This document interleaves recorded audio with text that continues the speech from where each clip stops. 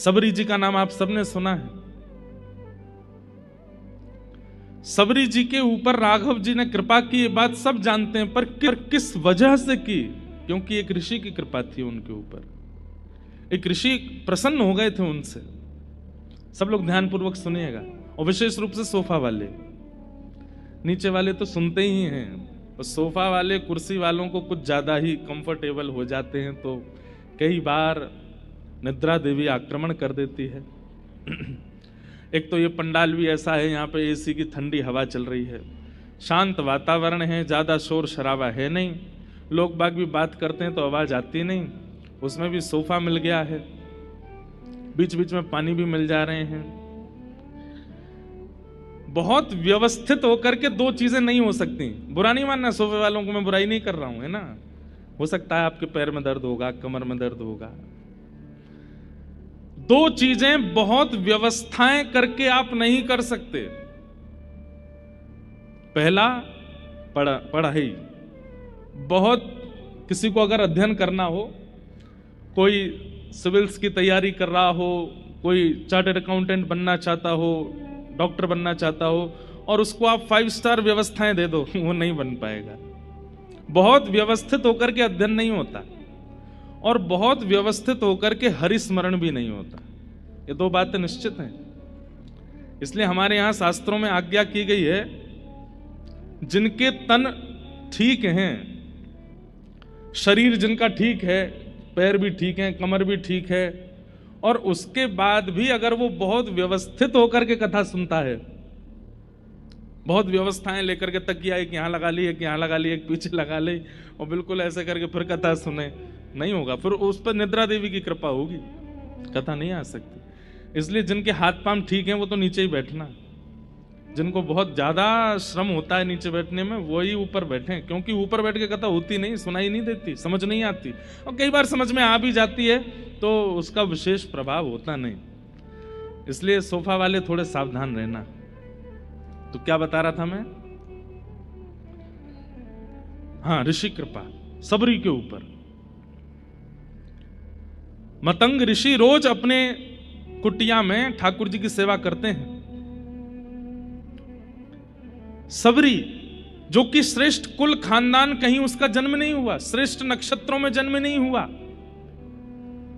उनकी कहीं ना कहीं जिस कुल में वो जन्मी है, उस कुल को उस जमाने में लोग इतना श्रेष्ठ भी नहीं मानते थे। जिस राह से उस कुल के लोग निकल जाते थे, उस राह से कोई और विशिष्ट व्यक्ति तब निकलता था जब पानी का छिड़काव कर दिया जाता था। ऐसी स्थिति सबरी की। लेकिन सबरी क्या करती है? जब इच्छा मन में प्रकट हो गई कि अब जीवन का सार ढूंढना है। हमारे कई भक्तों के चित्त में एक जैसी भावना देखने को मिली। कैसी भावना? जैसे माधवदास जी का चरित्र आता है कि वो जगन्नाथपुरी गए, उस समय उनकी आयु 20 वर्ष की थी। तो जब जगन्नाथपुरी गए और महाप्रभु जगन्नाथ जी को देखा तो देखते ही रोने लगे। इतना रोए, किसी ने आकर के समझाया, रो क्यों रहे हो? तो बोले कि जगन्नाथ जी बहुत प्यारे लगे होंगे इसलिए रो रहे हो। बोले नहीं, वो तो है ही। अच्छा, महाप्रसाद बहुत अच्छा लगा होगा इसलिए रो रहे होगे। नहीं, वो भी बात ठीक है आपकी, लेकिन वास्तविकता रोने के पीछे ये नहीं है। बोले तो क्या है?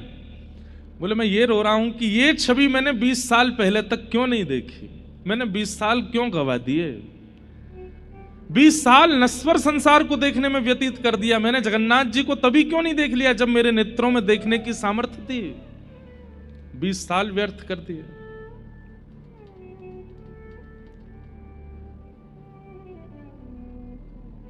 ऐसे ही सबरी के चित्त में भी एक त्याग आ गया कि मैंने जीवन व्यतीत कर दिया इस संसार में, ठाकुर जी से कब मिलूंगी।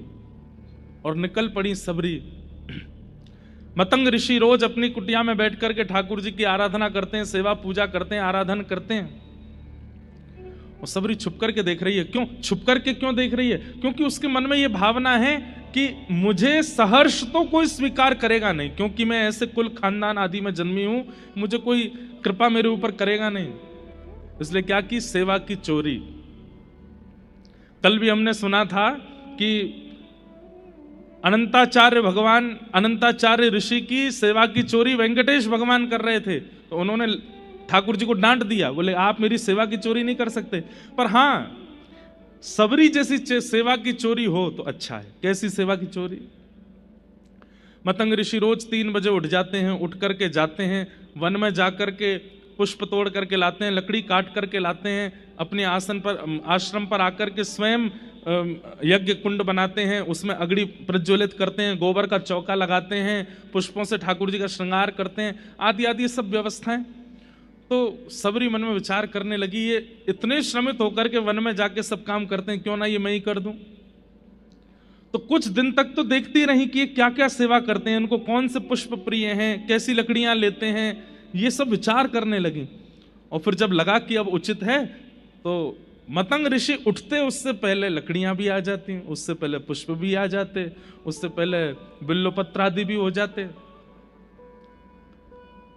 ऋषि मन में सोचते ये कौन करके गया है, बहुत देर तक विचार करते, ढूंढते, और सबरी करके इतनी दूर चली जाते हैं कि ऋषि को दिखाई ना दूं मैं।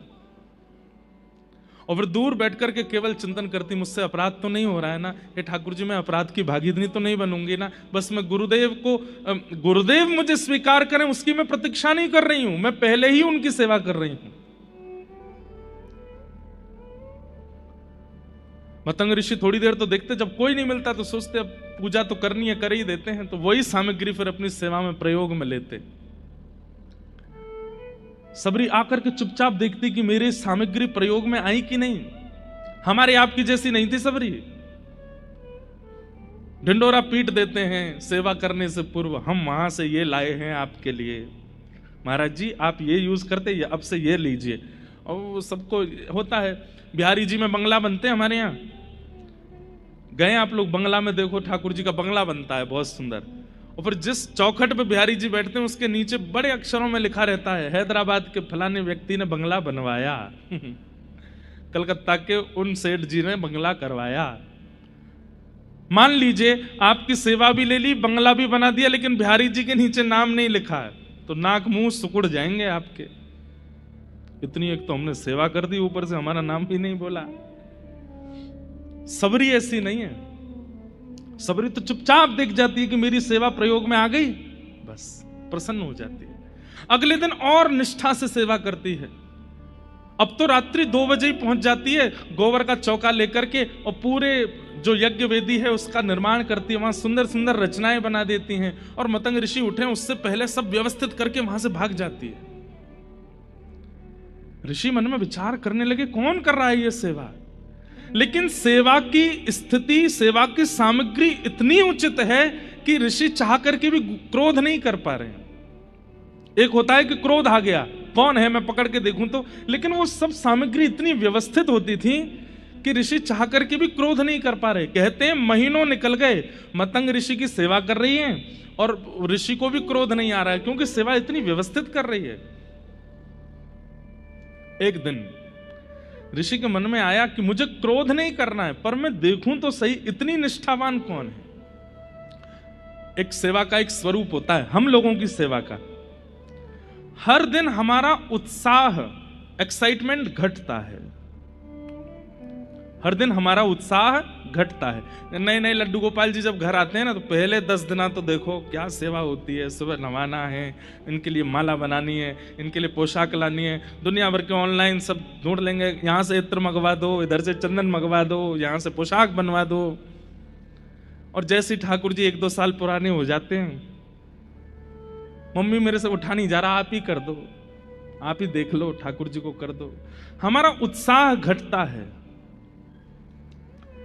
लेकिन सबरी का उत्साह प्रतिदिन वर्धन होता जा रहा है। वो इतने भाव से सेवा प्रस्तुत कर रही है, मतलब उन्हें ये तक पता है कि कर्दम ऋषि, मतंग ऋषि कौन से प्रकार के पुष्प, किस तरफ झुके हुए पुष्प ठाकुर जी को अर्पित करते हैं, तो उसी तरफ झुके हुए पुष्प लेकर के आती है, कुशा लेकर के आती है। मतंग ऋषि के मन में क्रोध नहीं है, लेकिन अब इच्छा हो रही है कि ये जो सेवा करता है उस पर कृपा होनी चाहिए। इतनी भाव से सेवा, आज भावुक हो गए मतंग ऋषि। और बंधुओं एक बात बोलूं, शिष्य का, वैष्णव का सबसे बड़ा अवार्ड क्या है कि कोई भगवत प्राप्त व्यक्ति उसकी भावना से प्रसन्न होकर के भावुक हो जाए। इनको प्रसन्न करने के ज्यादा प्रयास मत किया करो, इनको प्रसन्न करने के ज्यादा प्रयास मत किया करो। मैं अपनी कथा में कहता हूं, हरि प्रसन्न होंगे तो वैकुंठ देंगे, लेकिन हरिजन प्रसन्न होंगे तो हरि को दे देंगे। अगर खाटू श्याम जी प्रसन्न हो गए तो क्या करेंगे? श्रीनाथ जी प्रसन्न हो गए, राधारमण जी प्रसन्न हो गए तो क्या करेंगे? गोलोक धाम दे देंगे, साकेत दे देंगे, वैकुंठ दे देंगे। लेकिन हरिजन प्रसन्न हो जाए तो हरि को ही पकड़ के नीचे बुलाएंगे, बोले इसको मिलो, इसको प्राप्त हो। आज मतंग ऋषि के मन में आया कि मैं कृपा कर दूं, जिसने ये सब सेवा की है उस पर मेरा मन बस वारी वारी जा रहा है, लुटाने का मन कर रहा है, इतनी अद्भुत सेवा। और आज रात्रि सोए नहीं ऋषि, बस प्रतीक्षा कर रहे हैं कि कोई हलचल बाहर हो और मैं बाहर जाऊं।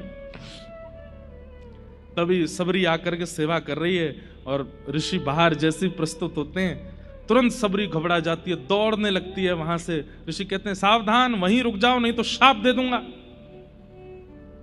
रुक जाती है, नेत्रों में अश्रु आ गए, चरणों में प्रणाम करके कहती है मैंने अपराध किया, मुझे क्षमा कर दें। ऋषि बोले तुम हो कौन और तुम ये सब सेवाएं क्यों कर रही हो मेरी,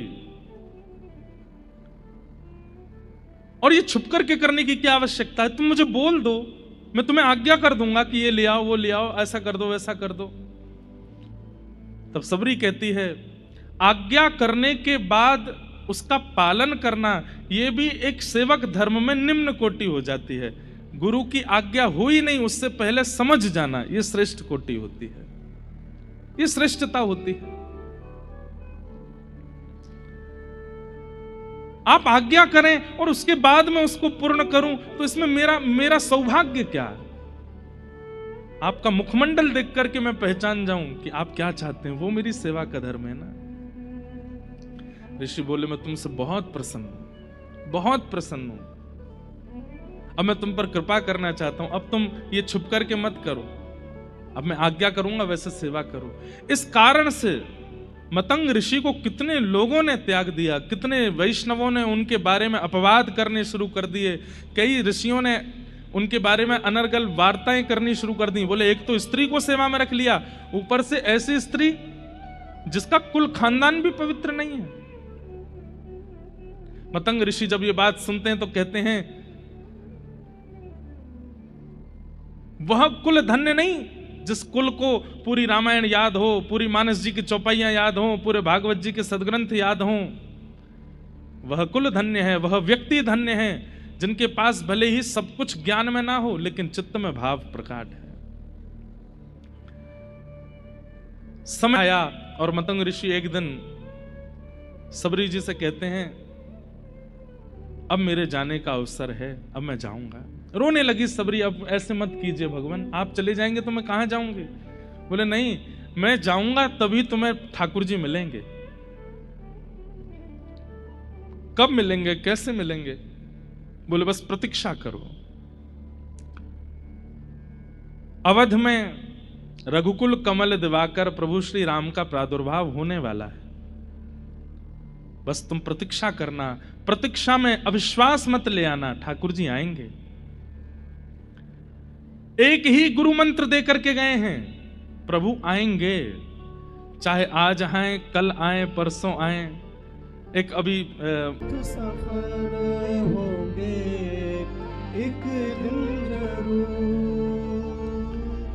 मनोरथ सफल होंगे एक दिन जरूर, मनोरथ सफल होंगे एक दिन जरूर। और फिर अगली पंक्ति कितनी सुंदर है, न प्रियतम मिले आज, न प्रियतम मिले आज तो कल मिलेंगे, न प्रीतम मिले आज तो कल मिलेंगे, गुरु गुरु मिल गए तो यूं।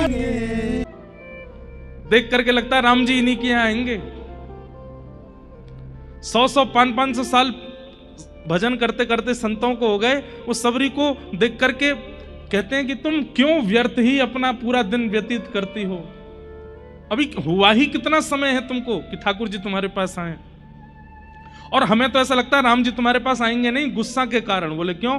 बोले तुमने मतंग ऋषि जैसे एक ऋषि के यहाँ आकर के एक स्त्री के द्वारा सेवा हो रही थी, उनका पूरा आश्रम तो तुमने अपवित्र कर ही दिया, तुम्हारे यहाँ राम जी कैसे आ जाएंगे? जिस दिन राम जी का आगमन हुआ दंडक वन में, सब संतों ने अपने घर के, अपने आश्रमों के बाहर गोबर के चौका लगाए हैं, सबने अपना आश्रम सजाया है। सबरी जी के चित्त में यह भावना नहीं है कि वो आए ही, उनको तो यह है कि वो किसी अन्य आश्रम में भी आएंगे तो मैं दूर से देख लूंगी, मुझे दिख जाएंगे, इससे बड़ा सौभाग्य क्या होगा। कहते हैं राघव जी जब पहुंचे हैं, सब संत खड़े हैं, हजार हजार वर्ष की तपस्या पूरी हो गई है जिनकी, वह भी खड़े हैं, सबको राघव जी दर्शन दे रहे हैं हाथ जोड़ करके, और सबके यहां जाकर के यही पूछते हैं सबरी जी का आश्रम कहां है, मुझे सबरी जी से मिलना है। वो ऋषि अपना बताना चाहते हैं कि मैं उस परिवार से आया था, 1000 वर्ष मैंने ऐसी तपस्या की, तब जाकर के मुझे आपका दर्शन हुआ। ठाकुर जी कहते हैं वो सब बात ठीक है, ये बताओ सबरी जी का आश्रम कहां है। किस कारण से?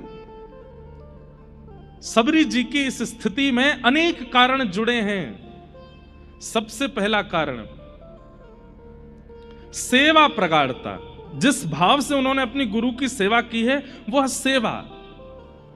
दूसरी बात ऋषि कृपा, जो आज हम चाहते हैं, आज ऋषि पंचमी, ऋषि की कृपा, एक भगवत प्राप्त संत की कृपा है उनके ऊपर। और तीसरा प्रतीक्षा। तीनों में भी लेश मात्र भी कमी नहीं छोड़ी है सबरी जी ने, ना तो सेवा में कमी छोड़ी है, ना ऋषि कृपा में कमी छोड़ी, और ना प्रतीक्षा में कमी छोड़ी है। इसलिए ठाकुर जी आते ही दंडक वन में सीधे सबरी जी के यहां गए।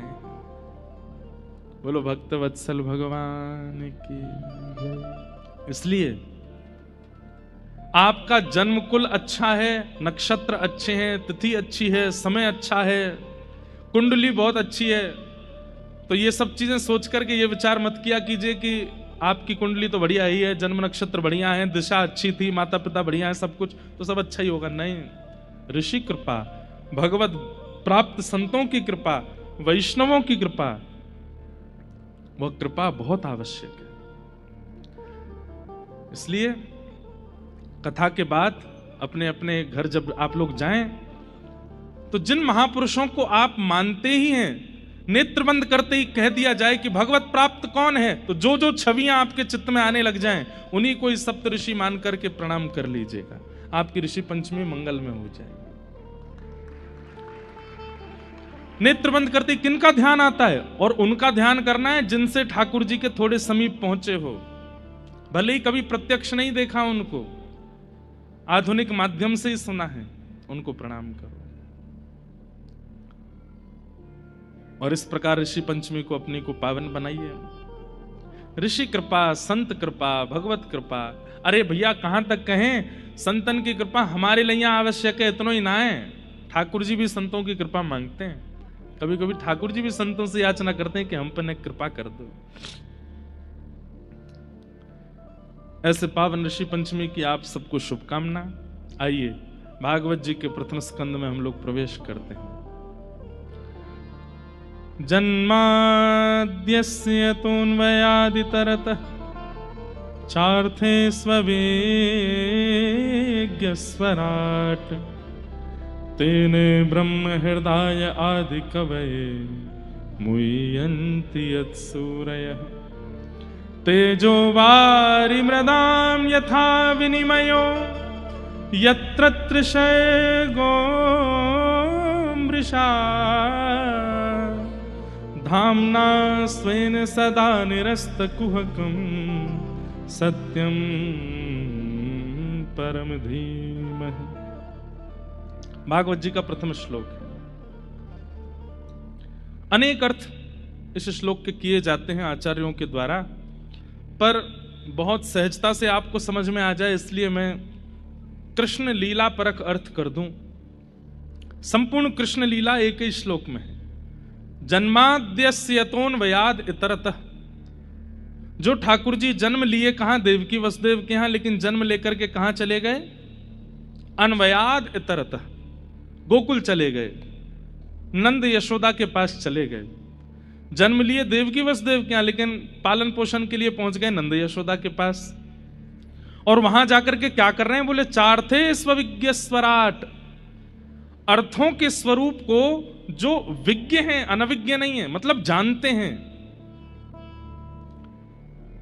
दो बातें, ठाकुर जी सब जानते हैं लेकिन अनजान बन के रहते हैं। अच्छा एक बात बताइएगा, जानते हुए भी अनजान ये हम कब होते हैं बताओ?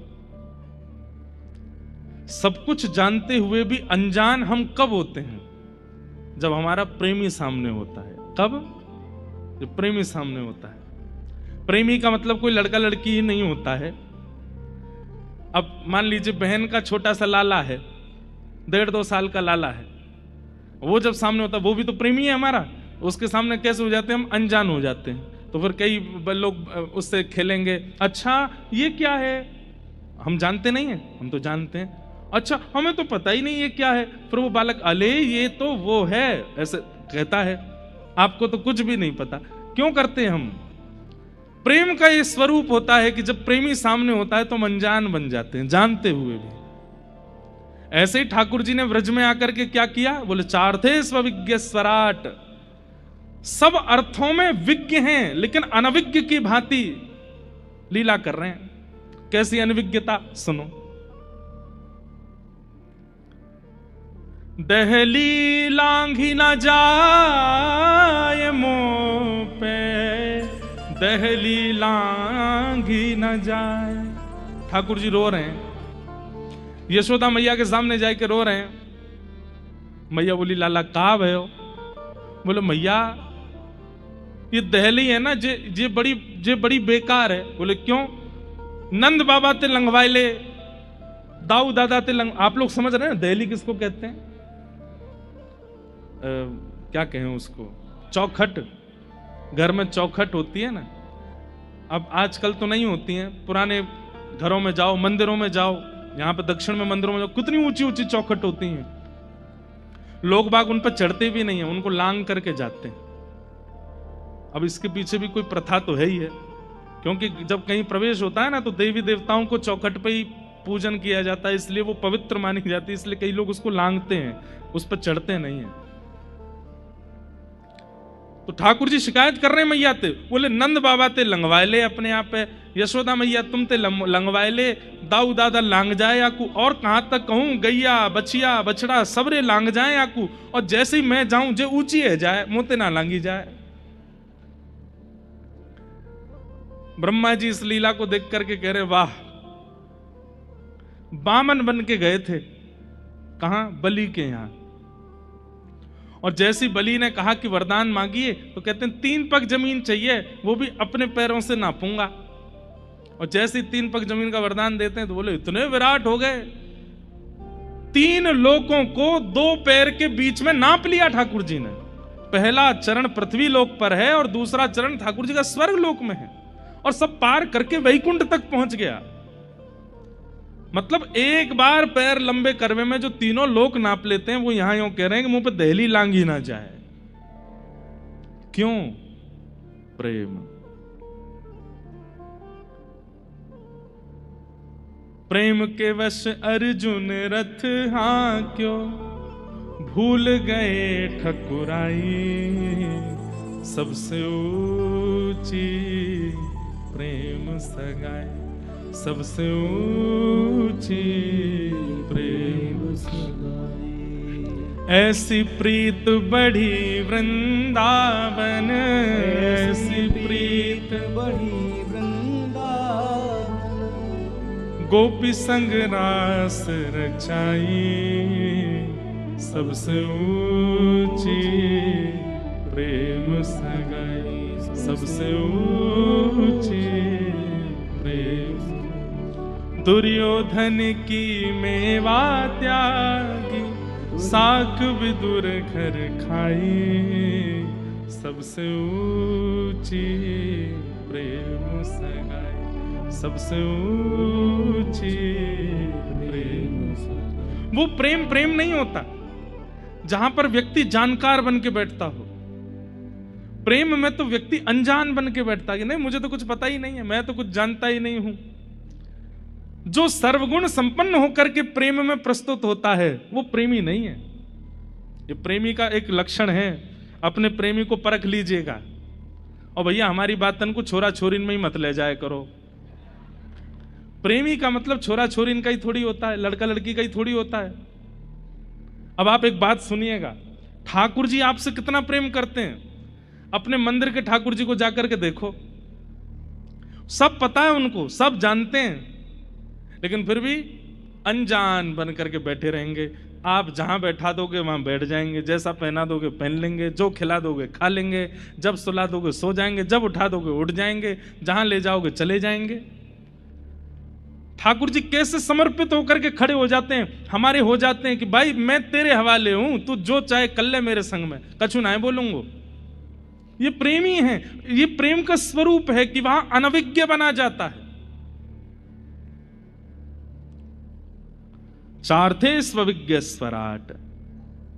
ठाकुर जी सब जानते हैं। पूतना रूप बदल करके आई है, ठाकुर जी को नहीं पता है? पता है। सारे ब्रजवासी उस पर मोहित हो गए, लेकिन ठाकुर जी ने अपने आंगन पे हाथ धर लियो। क्यों हाथ धर लियो? क्योंकि जानते हैं कि कुरूपणी रूप बदल करके आई है, लेकिन सबको कैसा दिखाते हैं कि मोह तो कुछ पता ही ना है। चार्थे स्वविज्ञ स्वराट। स्वराट का मतलब है अपने प्रकाश से प्रकाशित हैं। गोपियां अंधेरे में रख देती हैं मटकियों को, बोले लाला अंधेरे से डर लगे, अंधेरे में ना जाएगो। लेकिन ठाकुर जी अंधेरे में भी जाके माखन चोरी कर लेते हैं। तो यशोदा मैया कहें अरे लाला एक बात बता, आपको ब्रजभाषा समझ में आ रही है सबको? सोफा वाले बताओ। सोफा वाले कहेंगे हम बढ़िया बैठे यहाँ पे, कल से हम भी नीचे बैठेंगे। नहीं, हम सत्य बता रहे हैं। आप आज तो सोफा पे ही बैठ के सुनो, जिनके हाथ पांव में दिक्कत है वो तो सुनो, लेकिन कल अगर जिनके हाथ पैर ठीक है वो नीचे बैठ के सुनना। और आज की कल की कथा में आप अंतर देख लेना। जिस दिन आप नीचे बैठ के सुनेंगे ना, उस दिन कथा अलग ही प्रवाहित होगी चित्त में, उस दिन एक अलग ही असर होगा उसका। तो क्या बता रहा था मैं? क्या बता रहे थे? हाँ, गोपियां अंधेरे में धर देती हैं मटकी, लेकिन ठाकुर जी फिर भी चोरी कर लेते हैं। तो यशोदा मैया कहें अरे लाला न्यों बता, रात में तो कुछ सुबाते समय में दियो बुझाए तुम तो रोन लगे मैया, अंधेरो है गो मुकु हुआ खा जाएगो, डर लग रहा है दियो जराए दे। और ये गोपी अंधेरे में मटकी धर दें, तू कहां से जाके चुराए ले, तो को कैसे दिख जाए और तुम वहां हुआ ना मिले। तब ठाकुर जी मैया के सामने क्या कहते हैं? मैया जो तेने पद्म राग के कंगन मुंह को पहना रखे हैं ना, बोले हाँ, इनमें ते अद्भुत प्रकाश निकसे, जैसे ही मैं अंधेरे में जाऊं तो इनमें ते प्रकाश निकलने लगे, बातें में मटकी ढूंढ के खाए लाऊं। अब ये तो ठाकुर जी बहाना बना रहे हैं, पर वास्तविकता क्या है? वो स्वयं स्वराट है। श्री कृष्ण करणामृत एक ग्रंथ है विल्व मंगल जी का। विल्व मंगल जी उस कृष्ण करणामृत ग्रंथ में एक श्लोक में कहते हैं, ठाकुर जी जितनी घने सघन वन में जाते हैं, प्रकाश से जितने घने वन में चले जाते हैं, जहां सूर्य का प्रकाश जाता भी नहीं हो, उतने ठाकुर जी सुंदर लगने लगते हैं। इसलिए किशोरी जी ठाकुर जी को निकुंज में ही रखती हैं। कभी भी आपने ये नहीं सुना होगा धूप बिहारी। कौन से बिहारी? कुंज बिहारी, निकुंज बिहारी। ठाकुर जी जितने सघन वन में प्रवेश करते हैं, जितने घने जंगल में प्रवेश करते जाते हैं, किशोरी जी कहते हैं जितने घने जंगल में श्री कृष्ण प्रवेश करते हैं उतने सुंदर होते चले जाते हैं। क्यों? क्योंकि फिर सूर्य के प्रकाश से उनका रूप नहीं दिख रहा है, वो अपने प्रकाश से दिखते हैं। स्वराट। कृष्ण करणामृत में श्री विल्व मंगल जी कहते हैं ठाकुर जी का वर्ण काला नहीं है, ठाकुर जी काले नहीं है। ठाकुर जी का वर्ण कैसा है? बोले नील मणि के जैसा है। और मणि सूर्य में प्रकाशित नहीं होती, मणि अंधेरे में ही प्रकाशित होती है। इसलिए आपके दक्षिण भारत में मंदिरों में ठाकुर जी के दर्शन जो है दिया में ही होते हैं। कभी जाइए त्रिवेंद्रम या किसी भी मंदिर में चले जाओ, सब जगह वही है, दियान में ही हूं मैं। अरे तिरुपति देखो, तिरुपति जी में तो कितने भीतर होते हैं ठाकुर जी, वो दिया में ही दिख रहे होते हैं। और दिया से दिख तो रहे, लेकिन वास्तविकता यह है कि वो उनके स्वयं के प्रकाश में दर्शन होता है, लगता है कि हाँ साक्षात ठाकुर जी खड़े। हमारे बिहारी जी वृंदावन में आज भी दिया में ही विराजते हैं। जब बंगला बनता है तो बाहर आते हैं तो लाइट वाइट में दर्शन हो जाते हैं, नहीं तो गर्भगृह में बिहारी जी आज भी दिया ही जलता है, वहां पे लाइट नहीं है। कितने मंदिर ऐसे हैं हमारे वृंदावन में, आज भी वहां पर दिया में ही ठाकुर जी के दर्शन होते हैं। क्यों? क्योंकि ठाकुर जी का जो स्वरूप है वो जितने घनघोर अंधेरे में जाते हैं उतने ज्यादा प्रकाशित होते चले जाते हैं। स्वराट तेने ब्रह्म हृदय आदि कवये मुह्यन्ति यत्सूरय। ब्रह्मा को जिन्होंने अपनी लीला के द्वारा आनंदित किया, सबको कथा पता है। ब्रह्मा जी जब सखाओं का हरण करके चले गए तो ठाकुर जी ने फिर ब्रह्मा जी के मोह को दूर किया। मुह्यन्ति यत्सूरय, बड़े बड़े सूर, सूर यानी कि ज्ञानी, और एक अर्थ लगाया जाए तो बड़े बड़े देवता भी जिनकी लीला पर मोहित रहते हैं, इंद्र आदि देवता भी जिनकी गिरधर धारण छवि पर मोहित हो गए। मुह्यन्ति यत्सूरय तेजो वारि मृदाम यथा विनिमयो, पृथ्वी जल अग्नि वायु आकाश। हम एक बात कहते हैं, श्री कृष्ण कौन है पता है? पर्यावरण मित्र कौन है? और हम कौन है? पर्यावरण शत्रु। कौन है हम लोग? जो हैं वो स्वीकार कीजिए, हम पर्यावरण शत्रु हैं और श्री कृष्ण पर्यावरण मित्र हैं। हमारी ठाकुर जी से मिलने में एक बाधा यह भी है कि हम पर्यावरण के शत्रु हैं और ठाकुर जी मित्र हैं। अब पूरी कृष्ण लीला देख लीजिए, ठाकुर जी क्या करते हैं? जल का संवर्धन, कालिया नाग को भगाते हैं, बोले कि यमुना मैली नहीं रहनी चाहिए, कालिया नाग तू चला जाए यहां से। जल की रक्षा। मृद भक्षण करते हैं, पृथ्वी से उठा के मिट्टी खा जाते हैं, पृथ्वी की रक्षा। 2 बार दावाग्नि लगी व्रजमंडल में, दोनों बार अग्नि का पान कर गए ठाकुर जी, अग्नि की रक्षा। तृणावर्त नाम का एक दैत्य आया था बवंडर के रूप में, ठाकुर जी ने उसको मार करके वायु की रक्षा। महाराज करके ठाकुर जी कर रहे हैं आकाश की रक्षा, और श्री गिरिराज जी को धारण करके ठाकुर जी पर्वतों की रक्षा, वृक्षों की रक्षा, गोबर गाय की रक्षा, दूध की रक्षा। संपूर्ण कृष्ण लीला सुनने में आनंद तो बहुत आता है आपको, लेकिन उन लीलाओं से निकालिए कि ठाकुर जी ने किन किन का संवर्धन किया।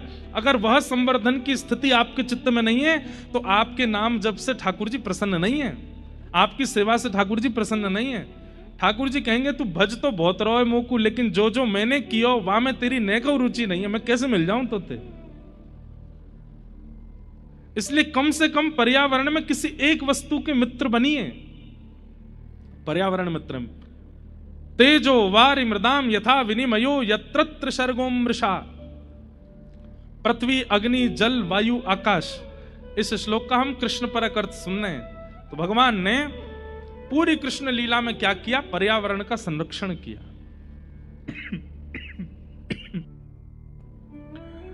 यत्र सर्गो मृषा, व्रजलीला, द्वारिका लीला और महाभारत लीला, ये 3 लीलाएं ठाकुर जी की प्रधान हैं, जो कि अमृषा हैं, माने परम सत्य हैं, झूठ नहीं है। धामना स्वेन सदा निरस्त कुहकम सत्यम परम धीमहि। अपने धाम वैकुंठ को प्रस्थान करने से पूर्व भी जो उद्धवादियों को ज्ञान देकर के गए हैं द्वारिका में, ऐसे परम सत्य श्री कृष्ण को हम बार-बार प्रणाम करते हैं। इस प्रकार प्रथम श्लोक में श्री कृष्ण को वंदन किया गया। वंदन वैसे तो स्वच्छंद भाव से तो ब्रह्म परक अर्थ है इस श्लोक का, और ब्रह्म परक अर्थ ऐसा है कि आपको समझने में बहुत मुश्किल हो जाएगी। अब एक दो लाइन का ही कर देता हूं। जन्माद्यस्य यतोऽन्वयादि तरतः, जो जन्म और मृत्यु के हेतु हैं, जिनके कारण जन्म होता है, जिनके कारण मृत्यु होती है। यतोऽन्वयाद् इतरतः, जो जन्म और मृत्यु से इतर हैं, उनका ना कभी जन्म होता है ना कभी मृत्यु होती है, लेकिन भक्त वत्सलता के लिए वो जन्म भी लेते हैं। चार्थे स्वविज्ञ स्वराट, अर्थों के प्रति जो अविज्ञ हैं, सब जानते हैं, इसीलिए उनको भगवान कहा जाता है। भगवान किसको कहा जाता है? जिसके पास में 6 नॉलेज हो उसको भगवान कहा जाता है। कौन कौन सी? वेत्ति विद्याम अविद्याम च सवाच्यो भगवानति, उत्पत्ति प्रलयम चैव भूतानाम अगति गति, वेत्ति विद्याम अविद्याम च सवाच्यो भगवान इति। ये 6 नॉलेज जिसके पास है उसको भगवान कहते हैं। सबसे पहला, इस पृथ्वी का निर्माण कब हुआ, एग्जैक्ट डेट जिसको पता है, और इस पृथ्वी और ब्रह्मांड का प्रलय कब होगा, ये एग्जैक्ट जिसको पता है, वो परमात्मा। लोग कितना भी दावा कर दें, लेकिन आज तक साइंस इस चीज में आगे आ ही नहीं पाया कि इस पृथ्वी का निर्माण, ब्रह्मांड का निर्माण कब हुआ। कहते हैं कुछ इतने साल हो सकता है पहले, एग्जैक्ट क्या है नहीं पता किसी को भी।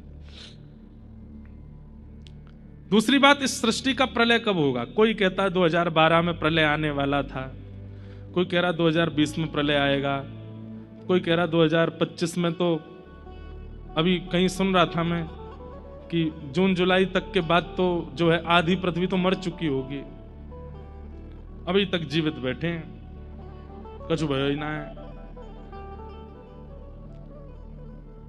तो जो उत्पत्ति जानता है, प्रलय जानता है, गति और अगति जानता है, किसकी क्या गति है और किसकी क्या अगति है, ये जिसको पता है। विद्याम अविद्याम च, विद्या क्या है और अविद्या क्या है, ये 6 जानकारियां जिनके पास हैं उनको भगवान कहते हैं। ठाकुर जी सब जानते हैं, इसलिए वो प्रणम्य है, इसलिए वो भगवान है। ऐसे परम सत्य भगवान को हम बारंबार प्रणाम करते हैं। भागवत जी का दूसरा श्लोक, धर्म प्रोजित कैतवोत्र परमो निर्मत्सराणां सता, वैद्यं वास्तवमत्र वस्तु शिवदं तापत्रयोन्मूलनं, श्रीमद्भागवते महामुनिकृते किं वा परैरीश्वरः सद्यो हृद्यवरुध्यते त्रिकृतिभिः शुश्रूषुभिस्तत्क्षणात्। धर्म, अधिकारी, संबंध और प्रयोजन। विषय, अधिकारी, संबंध और प्रयोजन, 4 बातें बहुत ध्यान से सुनिएगा। सबसे पहली बात, कथा का अधिकारी कौन। कथा का अधिकारी मतलब ठाकुर जी किसको अधिकार देते हैं अपनी प्राप्ति का। आप भगवान को प्राप्त करना चाहते हैं, पर आप उनके अधिकारी बने हैं कि नहीं, ये जानना बहुत जरूरी है। बहुत ध्यान से सुनिएगा। जो परम धर्म में व्यवस्थित है वही ठाकुर जी का अधिकारी है, कथा सुनने का अधिकारी है। धर्म प्रोजित कई तवोत्र परमो। भागवत जी का विषय क्या है? हमारे चित्त में परम धर्म का उद्दीपन होना और हमारे चित्त से ईर्ष्या का नाश होना। एक बात बहुत ध्यान से सुनिएगा हमारी। कई लोग अपने क्रोध पर काम करते हैं कि हमारा गुस्सा बहुत है, कंट्रोल होना चाहिए। कई लोग अपनी जीभ पर काबू करते हैं कि बहुत चटोरी है, इसको काबू करना है।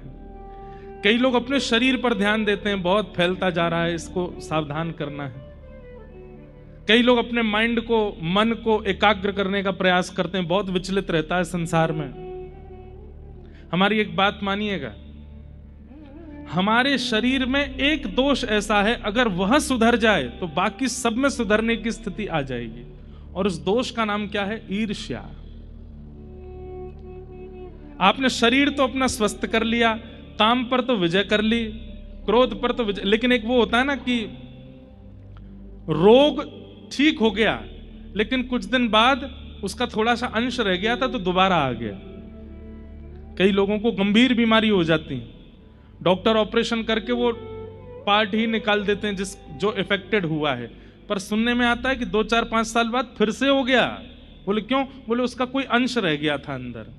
ऐसे ही आप कितना भी काम पर विजय प्राप्त कर लीजिए, कितना भी जीव पर विजय प्राप्त कर लीजिए, कितना भी शरीर को स्वस्थ कर लीजिए, लेकिन आपके अंदर ईर्ष्या दोष यदि है तो वो फिर से सब कुछ प्रकट कर सकता है। अगर ईर्ष्या दोष ही निकाल दिया जाए और ईर्ष्या दोष निवृत्ति के बाद काम पर, जीव पर, क्रोध पर, शरीर पर, अन्य अन्य भावों पर अगर काम किया जाए तो जो एक बार नष्ट होगा वो पुनर्जागृत नहीं होगा, क्योंकि ईर्ष्या को आपने निकाल दिया। इसलिए भागवत जी में कहा निर्मत सराणाम सताम। कथा सुनने का एक उद्देश्य यह भी रखिए कि मेरे चित्त से ईर्ष्या खत्म हो। आप कहोगे महाराज जी हम में तो ईर्ष्या है ही नहीं, इतनी सी नहीं है, सबके अंदर है। कोई अगर रूपवान है और उससे तनिक थोड़ा सुंदर अगर कोई और आ जाए ना, एक मीठी ईर्ष्या आ जाती है चित्त में। कोई थोड़ा सा ज्ञानवान है और उससे तनिक ज्यादा ज्ञानवान कोई आ जाए तो ईर्ष्या आ जाती है चित्त में। हम जैसे हैं, हमसे 1% भी ज्यादा किसी के पास कोई गुण होता है तो हमारे चित्त में ईर्ष्या जन्म लेती ही लेती है। आप कैसे कह सकते हैं कि आप में ईर्ष्या बिल्कुल नहीं है? सबके चित्त में होती है। लेकिन अगर वह ईर्ष्या नष्ट हो जाए तो आप अपने शरीर के जितने भी दोष हैं सब पर काम कर सकते हो।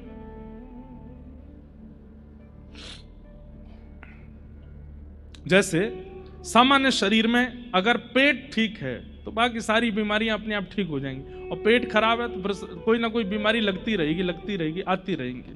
ठीक वैसे ईर्ष्या, और ईर्ष्या को समाप्त करने का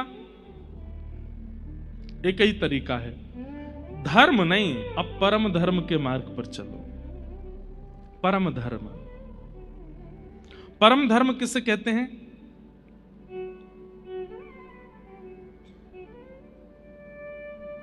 ध्यान से सुनिएगा। आपने कथा में कोई अच्छी बात सुनी, कोई बहुत विशिष्ट बात सुनी, तो आपने तो मन बनाया कि मैं इसको अपने जीवन में उतारूंगा, ये बात बहुत अच्छी लगी, अब ये मुझे करना है। लेकिन तभी आपने 2-4 लोग और सोच लिए, मैं उनसे भी जाकर के कहूंगा, उनको भी प्रेरित करूंगा कि वह भी इस क्रिया को अपने जीवन में लाना प्रारंभ करें। मैं स्वयं का भी कल्याण करूंगा पर उनका भी चाहता हूं कि वे भी कल्याण करें। इसको परम धर्म कहते हैं। ऐसा स्वभाव जिसके चित्त में है उसके चित्त से ईर्ष्या दोष धीरे धीरे निकलने लग जाता है। कथा सुन करके गए और जो कथा में नहीं आए थे उनको फोन करके कहा, और भाई सब ठीक हो? अच्छा, अब एडिक्शन है उसको, चाय का एडिक्शन है, चल चाय पे चलते हैं। चाय पे ही ले गए, वहां ले जाकर बोले आज महाराज जी ने ये बात बताई। भाई मैं तो मन में विचार कर रहा हूं कि अब से चित्त में, अब से अपनी दिनचर्या में ये प्रभाव लाना है, तुम भी करो। एक बार ही कहना है, नहीं माने तो फिर दूसरे किसी को पकड़ो। मतलब जो व्यवहार अपने चित्त में लाए वो किसी अन्य से भी करवाना है, तभी ईर्ष्या जाएगी। गोस्वामी तुलसीदास जी में ईर्ष्या क्यों नहीं है? मीराबाई में ईर्ष्या क्यों नहीं है? सूरदास जी में ईर्ष्या क्यों नहीं है? क्योंकि जो भी सेवा ठाकुर जी की करते हैं उसको लिख दे रहे हैं, उसका एक पद बना दे रहे हैं, हम सबको प्रदान कर दे रहे हैं कि तुम भी करो। इसलिए उनके चित्त में ईर्ष्या नहीं है। वो चाहते हैं कि हमें ही ना मिले। अरे हमारे श्रीमन रामानुजाचार्य जी महाराज, जिनकी कृपा से दक्षिण भारत में भक्ति आज भी जीवित है, कहते हैं कि आचार्य चरण ने जैसे ही अष्टाक्षर मंत्र उनको दिया, अष्टाक्षर मंत्र सुनते ही, उसका जप करते ही ठाकुर जी सामने प्रकट हो गए, तो भगवान को प्रणाम नहीं किया। गोपुर हुए आरूढ़ उच्च स्वर मंत्र उच्चारो, मंदिर के शिखर पर जाकर के जोर जोर से गुरु मंत्र को गाने लगे। गुरुजी ने आकर के डांटा, हे रामानुज क्या कर रहे हो? गुरु मंत्र को सबको सुनाने की आज्ञा नहीं है। रामानुजाचार्य जी कहते हैं क्या होगा? गुरुदेव बोले नरक जाना पड़ेगा तुमको अगर सबको गुरु मंत्र सुनाओगे तो रामानुजाचार्य जी कहते हैं एक नरक जाएगा, लेकिन एक से मंत्र सुनकर के इतने सारे वैकुंठपति का दर्शन कर लेंगे तो एक का नरक जाना स्वीकार है, पर सबको तो ठाकुर जी दर्शन होना चाहिए। हे गुरुदेव, आपके मंत्र देते ही मुझे नारायण भगवान दिखने लगे, तो मैंने मन में सोचा इस मंत्र को मैं गोपनीय कैसे रख सकता हूं, इसको तो मैं सबको सुना दूंगा। तब फिर गुरुजी ने समझाया तुम्हारी भावना बहुत अच्छी है, लेकिन भाई गुरु के द्वारा प्रदत्त वस्तु का एक गरिमा तो रखो। तो फिर 77 लोगों ने वो मंत्र सुना था और रामानुजाचार्य जी ने उन 77 लोगों को विधिवत पंच संस्कार करके फिर उनको विधि रूप से सब चीज समझा करके उनको भगवत प्राप्ति कराई। कहने का अभिप्राय, हमारे चित्त में सर्वांगीण कल्याण की भावना प्रकट हो तो कहीं ना कहीं ईर्ष्या खत्म हो सकती है। ईर्ष्या उसी के चित्त में अधिकतर होती है जिसके चित्त में अन्य के कल्याण की भावना नहीं है।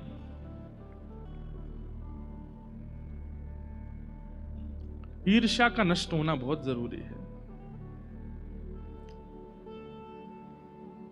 निर्मत्सराणाम सताम वैद्यं वास्तवमत्र वस्तु शिवदम तापत्रयोन्मूलनम।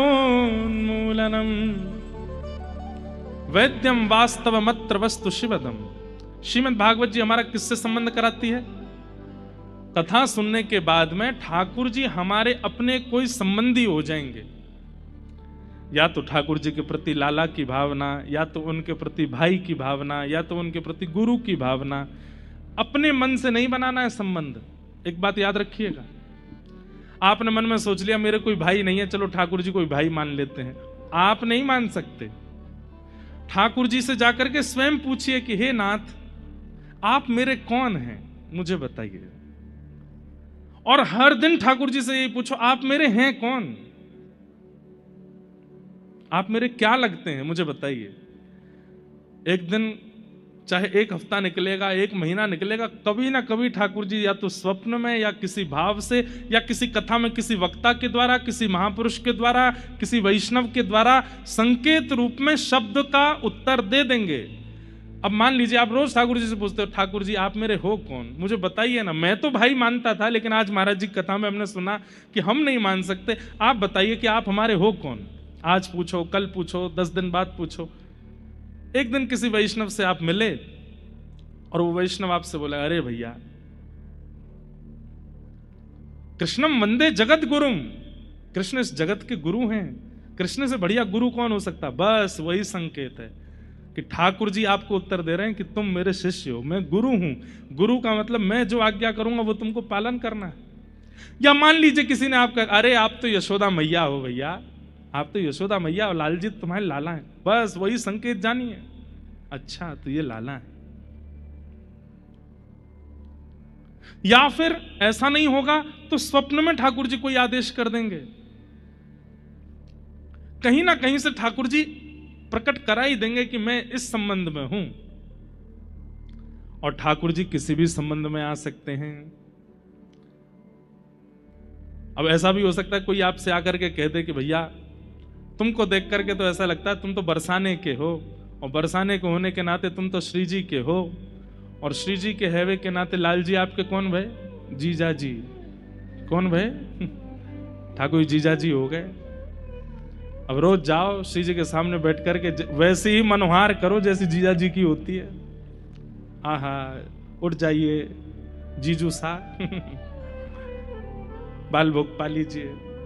अब आप कौन हो उनके, अब आप सारे सारी हो उनके उसी भाव से सेवा करो। हमारे श्री बक्सर वाले मामा जी ये उनकी भावना से सिद्ध होती है ये बात। श्री नारायण दास भक्तमाली जी, उनको पूरा विश्व मामा जी कहता था। क्यों? वो सिया जी को अपनी बहन मानते थे। तो सीता जी जिनकी बहन है, सीता जी हमारी माँ हैं, तो वो हमारे कौन हुए, मामा हुए। तो उससे सब मामा जी बोलते थे उनको। तो एक बार किसी ऋषि ने, एक बार किसी संत ने उनसे पूछा, आप सीता जी को बहन मानते हो, सीता जी आपको भैया मानती हैं, इसका क्या प्रमाण है? इतना सुंदर उत्तर दिया। बोले कि भैया इतने बड़े बड़े रसिक संत, इतने बड़े बड़े महात्मा, इतने बड़े बड़े ध्यानी ज्ञानी जन जब आकर के मामा बोलते हैं तो मैं ये समझ जाता हूं कि इन सब के चित्त में बैठी हुई सिया जी मुझे भैया मानती हैं, तभी मामा बुलवा रही है। कहने का अभिप्राय, संबंध की पुष्टि आपके चाहने से नहीं होगी। संबंध की पुष्टि तो कोई वैष्णव करेगा। कोई लाली है, लाली को देख, अरे लाली तू तो प्रिया जी की कोई सखी है, तो फिर सखी ही हो आप। कोई वैष्णव बोल गया है। अरे लाला तू तो ठाकुर जी को कोई सखा लगे, मन सुखा सो लगे, तो आप सखा ही हो ठाकुर जी के। ये ठाकुर जी के द्वारा दिए गए संकेत हैं। वैद्यम वास्तव मत्र वस्तु शिवदम, और फिर यहां पर एक शब्द कहा गया शिवदम। शिवदम का मतलब क्या होता है? कल्याणकारी। हो सकता है कि आप जो संबंध मानते हो ठाकुर जी से वो कल्याणकारी ना हो, लेकिन कोई वैष्णव आपको कोई संबंधी बना गया है तो वो कल्याणकारी होगा। शिवदम। अयोध्या में एक संत थे, हमने दर्शन नहीं किया उनका, परम पूजनीय श्री गोपालाचार्य जी महाराज। बड़े बड़े आचार्यों से उनके बारे में सुना। ठाकुर जी ने उनको बताया था क्या कि मैं तुम्हारो लाला हूं और तुम लाला भाव से मेरी सेवा करो। तो लाला भाव से सेवा करते थे ठाकुर जी की। एक दिन हमारे परम पूजनीय श्री अयोध्या धाम के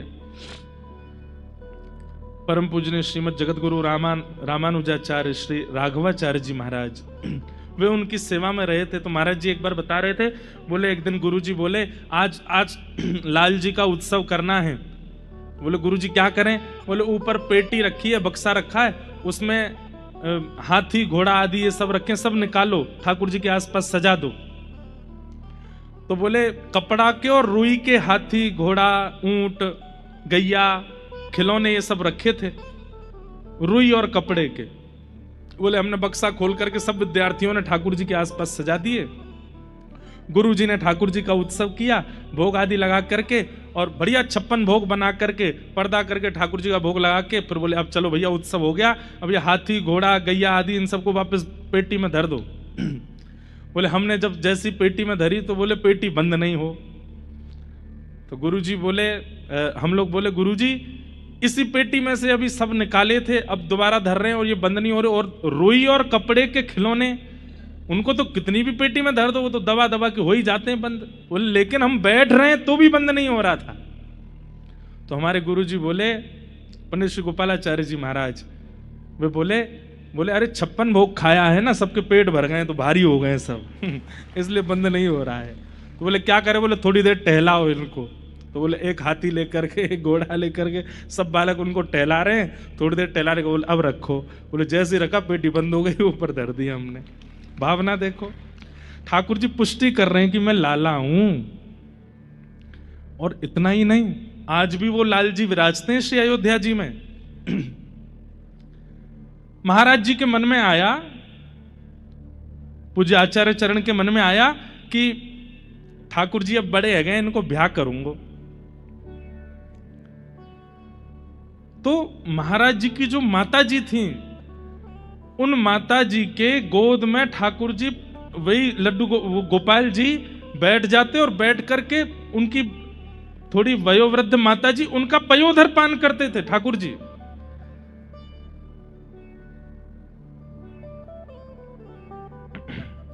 एक दिन मैया बोले अब तो तुम्हारे ब्याह की चर्चा चल रही है लाला, अब तो तुम्हारा ब्याह करेंगे, लेकिन तुम तो दूध ही पियो, आज भी मेरे पयोधर को दूध पियो। ब्याह करवे वालों कोई पयोधर को दूध थोड़ी पीवे।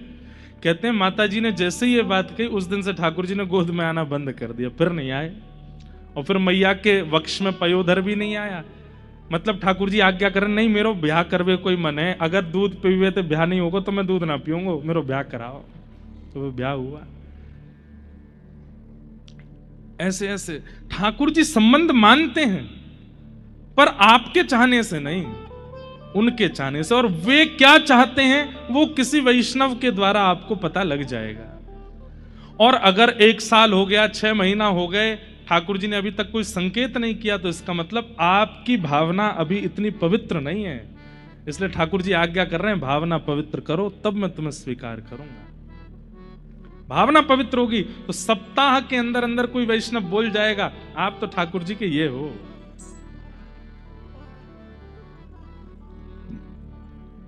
वैद्यम वास्तवमत्र वस्तु शिवदम, ठाकुर जी से संबंध हो।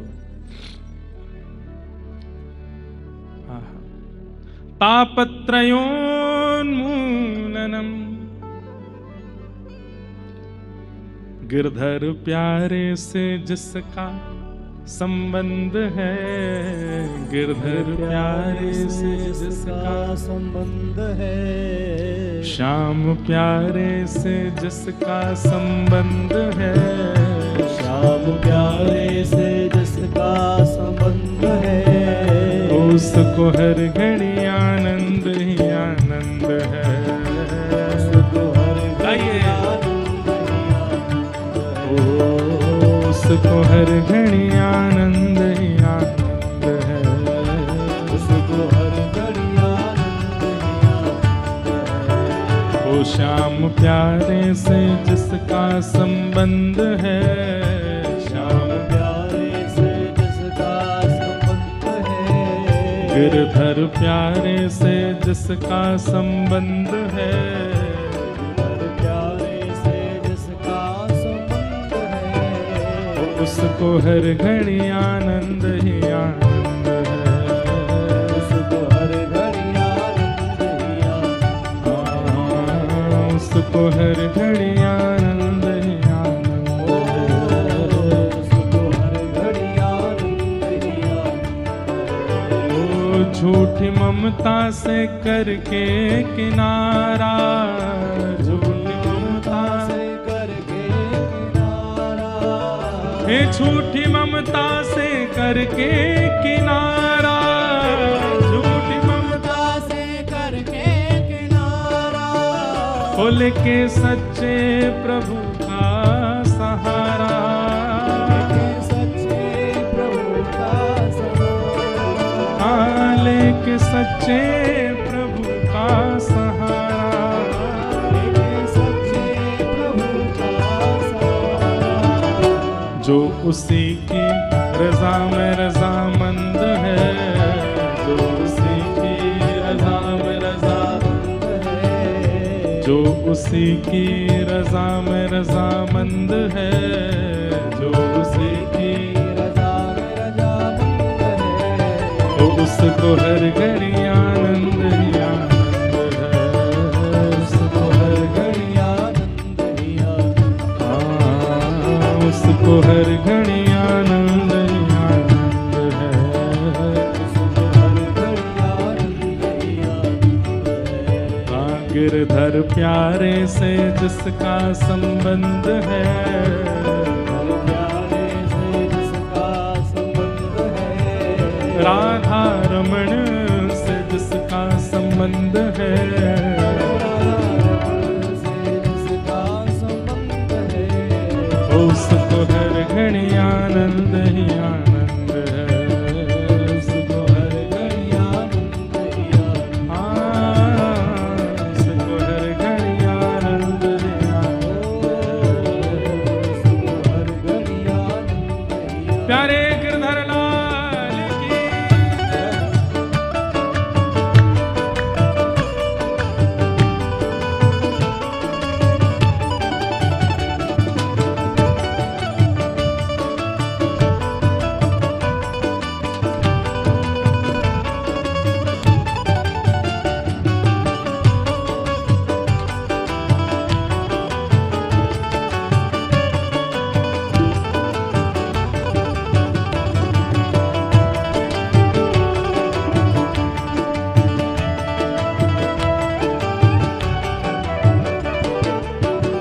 संत ऋषियों की वाणी को माने, संत ऋषियों की वाणी को, हे संत ऋषियों की वाणी को माने, संत ऋषियों की वाणी को माने, प्रेम भक्ति की महिमा को जाने, भक्ति की महिमा को जाने, ओ प्रेम भक्ति की महिमा को जाने, भक्ति की महिमा को जाने, ओ जिसको सत्संग हरदम पसंद है, जिसको सत्संग हरदम पसंद है, ओ जिसको सत्संग हरदम पसंद है, जिसको सत्संग हरदम पसंद है, उसको हर घड़ी आनंद ही आनंद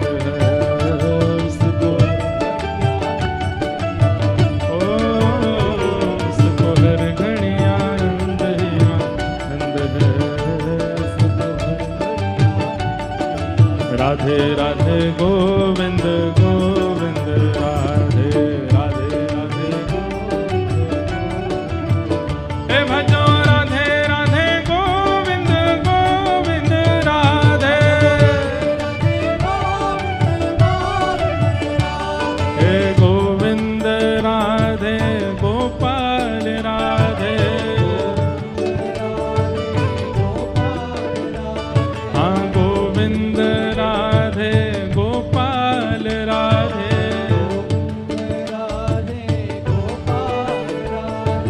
गोविंद राधे गोपाल राधे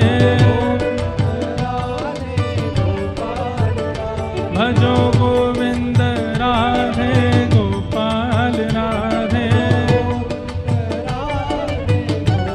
हमारे महाराष्ट्र के श्री नामदेव जी महाराज कहते हैं सत्संग में एक ही अपराध है। क्या? जब उन्माद संकीर्तन चल रहा हो और कोई बस हाथ पे हाथ धरे बैठा मुंह बंद करके गाना रहा हो, यही अपराध है।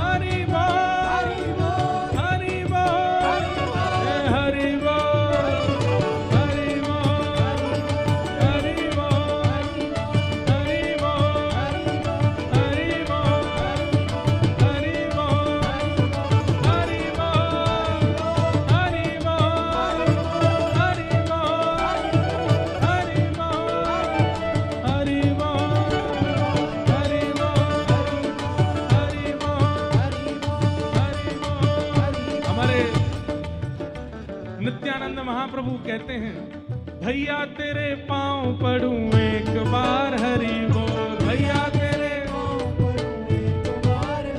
मेरी मैया तेरे। आपके अगल बगल वाले जो कीर्तन नहीं कर रहे हैं उनके पांव छू के बोलो, एक बार बोल दो हरि बोल। हे मैया तेरे पांव पड़ूं एक बार हरि बोल, ओ मेरे भैया तेरे पांव पड़ूं एक बार हरि बोल। अरे दादा तेरे पांव पड़ूं एक बार हरि बोल, बूढ़ी अम्मा तेरे पांव पड़ूं एक बार हरि बोल। प्रेम दाता निताई बोले गौर हरि हरि बोल, प्रेम दाता निताई बोले गौर हरि हरि बोल। हरि बोल हरि बोल हरि हरि हरि बोल, हाँ हरि बोल हरि बोल हरि हरि हरि बोल। हरि बोल हरि बोल हरि हरि हरि बोल, हरि बोल हरि बोल हरि हरि हरि बोल। भैया तेरे पांव पड़ूं एक बार हरि बोल, हे मैया तेरे पांव पड़ूं एक बार हरि बोल। हे प्रेम दाता निताई बोले गौर हरि हरि बोल, हे हरि बोल हरि बोल हरि हरि हरि बोल।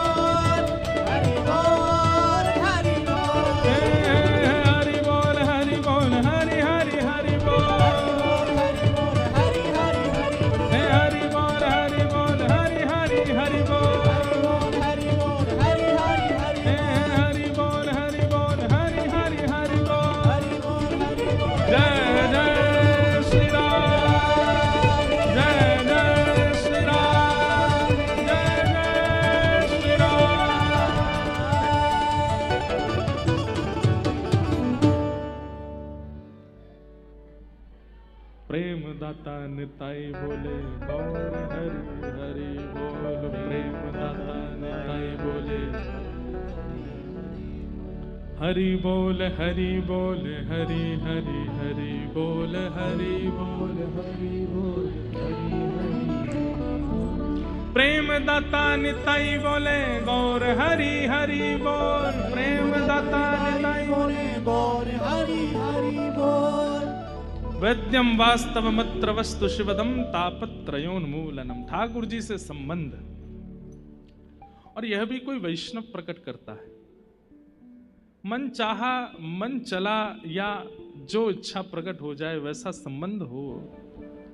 ठीक है, आपके चाहने से ठाकुर जी, अगर आपकी पवित्रता होगी तो वह भी कोई बुरा नहीं है कि आप जो संबंध चाहो, हो सकता है आपके चित्त की स्थिति जान करके ठाकुर जी वह भी स्वीकार कर लें। पर विशेष रूप से तो कोई वैष्णव कहते हैं।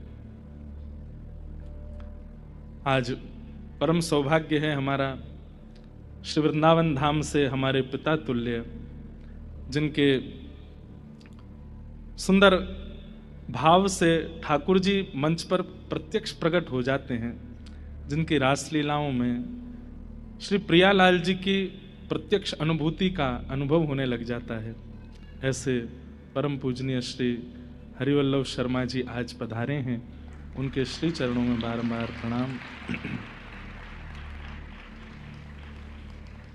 वृंदावन की रज लेकर के आए हैं, क्योंकि वृंदावन से आए हैं हम तो भैया, जयपुर से आए हैं ना, और जयपुर से पहले दिल्ली से आए हैं, उससे पहले फिर ऑस्ट्रेलिया से आए हैं। हम तो वृंदावन गए नहीं अभी तक, पर आपके श्री अंग में निश्चित ही व्रजकण आए हैं। साथ ही हमारे बरसाने के भी आचार्य चरण आए हैं, श्री जी महल से भी ब्रजवासी जन आए हैं। तो इन सबके भाव से व्रज ही पधारा है, और विशेष रूप से हमारे पूज्य महाराज जी आज आए हैं। आप इतना श्रम करके पधारे, सबको आशीष देने, आपको बारंबार प्रणाम है, बारंबार वंदन है। कथा की विश्रांति में व्रज के कुछ मधुर भाव से आज की कथा को विश्राम देंगे पूज्य महाराज जी के वचनों के साथ। अभी तो आप सब लोग बैठे रहो तब तक। एक दिन हमारे पूज्य गुरुदेव भगवान पूज्य पिताजी महाराज भी पधार रहे हैं, और हमारा तो मिलना ही नहीं हुआ उनसे, 1.5-2 महीना हो गए। पहले हम विदेश थे, जब हम आए तो वो चले गए विदेश, तो मिलना ही अभी तक नहीं हो पाया है। यहाँ मिलेंगे हैदराबाद में। और भी महापुरुष सब आएंगे, सब कृपा करके दर्शन देंगे। आप सब हैदराबाद वासियों का भाग्य नगर है ना, भाग्य लक्ष्मी है। भाग्य का मतलब बहुत धन की प्राप्ति हो जाना नहीं है। भाग्य का मतलब बहुत संपत्ति, ऐश्वर्य, यश की प्राप्ति हो जाना नहीं है। अगर ये प्राप्ति होना ही भाग्य होता तो रावण के पास, रावण से बड़ा भाग्यशाली तो कोई नहीं होता। रावण की लंका देख करके हनुमान जी भी एक बार को सोच में पड़ गए, इतनी सुंदर। उन्होंने उनके लिए श्रृंगार किया जो एक दिन तुम्हारा श्रृंगार उजाड़ देगा। ऐसा श्रृंगार अगर उसके लिए किया होता जिससे चुड़लो उमर है जाए। अरे ये नश्वर पति है, एक दिन त्याग देगा, एक दिन चला जाएगा और तुम्हारा पूरा श्रृंगार भी ले जाएगा। पर वो पति तो ऐसे हैं कि एक बार उसके लिए श्रृंगार करते हैं तो वो कभी श्रृंगार छीनता नहीं। सहज ही गुरु जी ने बोल दिया। उसी समय पिता से आज्ञा, पिता से जाकर के सहजो भाई ने कहा मैं ब्याह नहीं करूंगी। घर वाले लोग बड़े चिंतित हो गए, द्वार पे बारात खड़ी है, अब कैसे होगा, हमारी नाक कट जाएगी। मां बोली हमारे साथ अनुचित हो जाएगा, ऐसा हो जाएगा। लेकिन तभी जैसे ही द्वार से बारात भीतर आई तो जो दुल्हा जिससे ब्याह होने वाला था वहीं बारात में बैठे बैठे उसके प्राण चले गए। कोई रोग था उसको, पूर्व से गुरु जी को अनुभव हो गया था, और वो घर वाले तो जबरदस्ती बस ब्याह कर रहे थे कि जल्दी ये गृहस्थाश्रम में चला जाए, किसी को रोग का पता ना चले और हमारे बेटे का भी ब्याह हो जाए, वंश आगे बढ़ जाए। लेकिन गुरु जी पहले ही परख लिए और ब्याह मंडप में पहुंचा नहीं दुल्हा, उससे पहले तो उसी रोग से उसके प्राण चले गए। उसी दिन ऐसा वैराग्य आया उनके चित्त में कि जो गुरु मेरा भविष्य देख लेते हैं, उन्हीं गुरु को आश्रित हो गई सहजो बाई। और कैसी आश्रित हुई, गुरु जी को सर्वस्व मानती हैं। मैं पद खोल लूं, उनका बहुत सुंदर पद है। गुरु ना बिसारूं, मैं राम तज डारूं। तो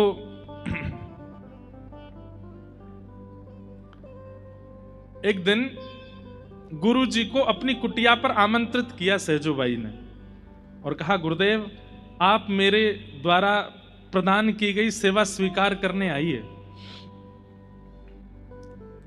तो गुरु जी बोले ठीक है हम आते हैं। तो उनकी गुरु निष्ठा इतनी तीव्र थी कि उससे ठाकुर जी बड़े प्रसन्न थे। ठाकुर जी बोले आज हम सहजोबाई की परीक्षा लेते हैं। बोले क्या, कैसे परीक्षा लेंगे? बोले जिस रास्ते से गुरु जी आ रहे होंगे उसी रास्ते से मैं भी आ जाऊंगा, देखता हूं ये पहले गुरु जी का स्वागत करेगी कि मेरा करेगी। ठाकुर जी परीक्षा लेने के लिए आए और उसी समय सामने से गुरुजी आ रहे हैं और गुरुजी के ठीक बगल वाली गली से ही ठाकुर जी भी आ रहे हैं, पीतांबरी पहन करके, मुकुट धारण करके, कमल नेत्र ठाकुर जी के, और मंद मंद मुस्काते हुए आ रहे हैं। देखें ये आज पहले सत्कार किसका करेगी, गुरु का करेगी कि हमारा करेगी। सहजोबाई ने ऐसी लीला की कि सब देख के चौंक गए। आप खुद को रख करके देखें कि आपके घर गुरुजी आ रहे हैं और उसी समय, ठीक उसी समय गुरुजी के साथ साथ ठाकुर जी भी आ गए। मान लो वेंकटेश भगवान आ गए, आप किसकी पूजा पहले करोगे? यहां बोलने को 4-5 लोग बोल देंगे गुरुजी की, पर करेगा कोई नहीं। जब सामने ठाकुर जी होंगे तो ठाकुर जी की ही करोगे। मैंने खुद से पूछा कि अगर मेरे गुरु और मेरे ठाकुर जी दोनों अगर सन्मुख आ जाते तो मैं किसकी पहले पूजा करता? तो मेरे मन में जो उत्तर आया वो क्या था कि मैं गुरु जी से कहता, गुरु जी ठाकुर जी आ रहे हैं, आ जाओ साथ में पूजा करेंगे। मेरे मन में क्या आया कि मैं अपने गुरु जी को भी बगल में बुला के कहूंगा, लो गुरु जी एक थाल एक तरफ से मैं पकड़ूं, आप पकड़ो, दोनों आरती करेंगे। लेकिन सहजोबाई ने ये नहीं किया। सहजोबाई ने क्या किया? दौड़ करके गई और ठाकुर जी का हाथ पकड़ करके खींच के अपने पास लेके आई। बोले लो थाल पकड़ो, गुरु जी आ रहे हैं, आरती उतारो। ठाकुर जी बोले, सहजो मैं भगवान हूं, मैं परमात्मा हूं, मैं ईश्वर हूं। सहजोबाई बोली, मैं सबका उत्तर दे दूंगी, सुनना चाहेंगे आप? बोले हाँ दो। बोले मेरे से श्रेष्ठ गुरु कैसे हो गए तुम्हारे? तब सहजोबाई उत्तर देती हैं, हरि ने जन्म दियो जग माही, आपने हमको विश्व में भेजा। आप भगवान क्यों हो? क्योंकि आपने हमको बनाया, आपने हमको शरीर दिया, आपने हमको नेत्र दिए, कान दिए, नाक दी, जीभ दी, हाथ दी, पैर दिए। लेकिन आपने आंख, नाक, जीभ, कान, त्वचा, हाथ, पैर सब दे दिए, पर इन पंच इंद्रियों और पंच कर्म इंद्रियों और पंच ज्ञान इंद्रियों को सद्मार्ग में कैसे लगाया जाए, ये तो गुरुजी ने सिखाया। आपने हाथ दिए, इन हाथों से असद क्रिया भी होती है, पर इन हाथों से सेवा की जाती है, ये तो गुरुजी ने सिखाया। इन नेत्रों को आपने दिया, पर इन नेत्रों से असद वस्तु देखी जाती है, इन नेत्रों से दर्शन करने चाहिए, ये गुरुजी ने बताया। आपने मन दिया और उस मन को हमने पूरे विश्व में भटकाया, पर उस मन को एकाग्र गुरुजी ने किया। आपने शरीर दिया, इस शरीर से व्यसन भोग किए हमने, पर इस शरीर से आत्मा को वैकुंठ की प्राप्ति गुरुजी ने करवाई। इसलिए आपसे श्रेष्ठ गुरुजी, आरती उतारो। राम तजू में गुरु ना बिसारूं, राम तजू में गुरु ना बिसारूं, हरि ने जन्म दियो जग माही, हरि ने जन्म दियो जग माही, गुरु ने आवा गवन छुड़ाई, गुरु ने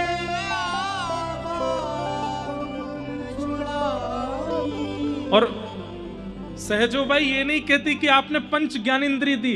सहजोबाई क्या कहती है? बोले आपने तो 5 चोर दिए थे हमको। कौन? बोले आंख, नाक, जीभ, कान। ये क्या है? वो चोर ही तो हैं। हलवाई की दुकान से इनका मन होता है कि बिना पैसे दिए रसगुल्ला खा लें। नेत्र तो वास्तविक चोर हैं। कोई सुंदर सामने आ जाए तो उसको ऐसे अपलक नेत्रों से बिना उसकी आज्ञा से देखने लग जाते हैं। ये पंच चोर आपने दिए। हरि ने 5 चोर दिए साथा, हरि ने 5 चोर दिए, गुरु ने लई लुटाए अनाथा, गुरु ने लई लुटाए अनाथा। इन 5 चोरों को इनको लुटा करके ये जो अनाथ थे इनको सनाथ बना दिया। आपने तो ये चोर बना के भेजे थे, पर इनकी चोरी छुड़वाई किसने? गुरुजी ने। इसलिए गुरुजी श्रेष्ठ है। और पहली बार ऐसा हुआ इस धराधाम पर कि गुरुजी आ रहे हैं और एक तरफ से थाल सहजों ने पकड़ा और एक तरफ से ठाकुर जी पकड़ करके गुरुजी की आरती कर रहे हैं। ऐसे सहजो भाई, गुरु ना राम तजू मैं गुरु ना विसार। तो वैद्यम वास्तव मत्र वस्तु शिवदम, मैं किस लिए कह रहा था कि भाग्यवान व्यक्ति वो नहीं है जो बहुत धन कमा ले, ऐश्वर्य कमा ले, नाम कमा ले, यश कमा ले। ये कमाना अगर भाग्यवान होता ना तो अमेरिका में सबसे पैसे वाला आदमी रहता है विश्व का, वो लक्ष्मी पूजा नहीं करता होगा पर सबसे पैसे वाला है, उसके ऊपर लक्ष्मी की कृपा सबसे ज्यादा। तो लक्ष्मी का मतलब धन नहीं होता आपके पास, लेकिन हाँ निश्चित है अमेरिका में रहने वाला सबसे धनवान व्यक्ति उसने एक भी रसिक संत का दर्शन नहीं किया होगा। देखा जाए तो महाकंगाल है। हम आप सब लोग धनी हैं क्योंकि ऐसे ऐसे रसिकाचार्यों के, ऐसे ऐसे महापुरुषों के, ऐसे ऐसे भगवत प्राप्तों के हमको दर्शन होते। आज भी हमारे वृंदावन ब्रजमंडल में कितने महापुरुष ऐसे हैं जो गुप्त रूप से रहते हैं और हम जानबूझ करके उनकी बातें बता देते हैं पर नाम नहीं बोलते कि कोई पहुंच नहीं जाए उनके पास, क्योंकि वो चाहते ही नहीं कि उनका प्रकाश हो।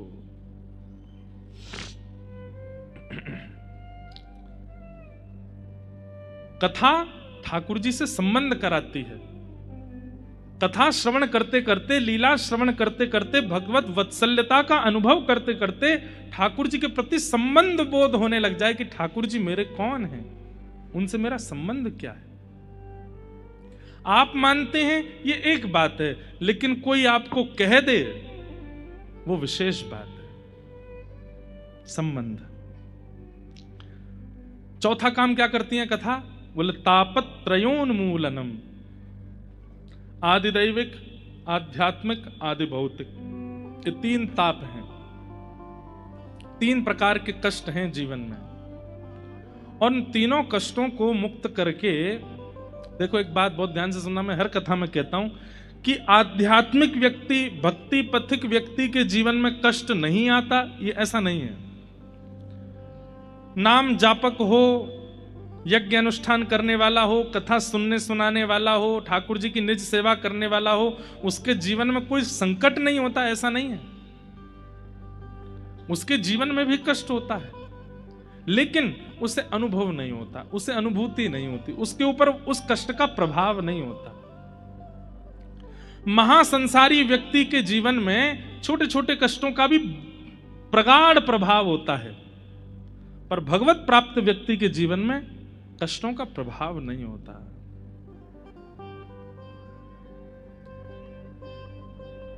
भोजन ना मिलने पर संसारी व्यक्ति व्याकुल हो जाता है और गुस्सा अलग बढ़ेगा, क्रोध अलग आएगा, ईर्ष्या अलग आ जाएगी। भोजन नहीं मिलने पर सारी उसकी जितनी भी दूषितताएं सब बढ़ने लग जाएंगी। पर भगवत प्राप्त व्यक्ति को जब अन्न नहीं मिलता ना, वो मन में विचार करता है कि कोई बात नहीं, 10 दिन बाद एकादशी आने वाली है, पर ठाकुर जी ने आज 10 दिन पहले ही भेज दी एकादशी मेरे काज। हर स्थिति को अनुकूल मान लेता है, हर स्थिति में भगवत इच्छा को मान करके रहने लगता है। उसके जीवन में फिर कष्ट नहीं होता। अनुकूल व्यक्ति से ब्याह हो गया, भगवान की कृपा, और प्रतिकूल व्यक्ति से ब्याह हो गया तो भी वैष्णव व्यक्ति क्या सोचेगा? संसारी व्यक्ति तो ये सोचेगा पता नहीं मेरे कौन से कर्मों का फल मुझको मिला, मैंने ऐसा कौन सा अपराध कर दिया जो ऐसा जीवन साथी मेरे जीवन में आया। लेकिन वैष्णव व्यक्ति क्या विचार करेगा? अगर ये अनुकूल होते तो प्रेम इनमें बट गया होता, लेकिन ये प्रतिकूल हैं ये अनुकूल नहीं है, प्रतिकूल है, तो इनके बट का भी जो प्रेम है वो भी ठाकुर जी लेना चाहते हैं, इसलिए प्रतिकूल को भेजा। कहने का अभिप्राय क्या है? भक्त किसको कहते हैं? तिलकधारी भक्त नहीं होता, कंठीधारी भक्त नहीं होता। ये बाह्य आवरण होना एक बात है, पर मूलतः वैष्णव का स्वभाव किसको, भक्त किसको कहते हैं?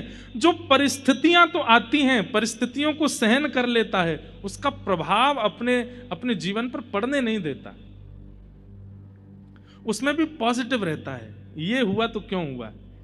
जैसे हम उतर रहे हैं, मान लो यहां से उतरे, पांव फिसल गया, फ्रैक्चर हो गया पैर में।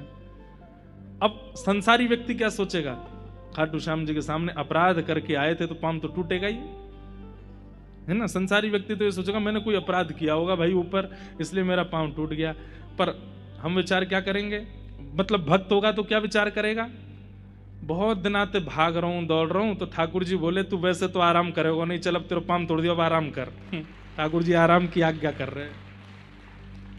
तू वैसे तो दान करेगा नहीं, चल अब ऐसे तेरा पैसा नहीं करवाऊंगा। मतलब वो हर स्थिति को भगवत संबंध मान करके, अनुकूलता मान करके जीता है। ये भक्त की असली पहचान।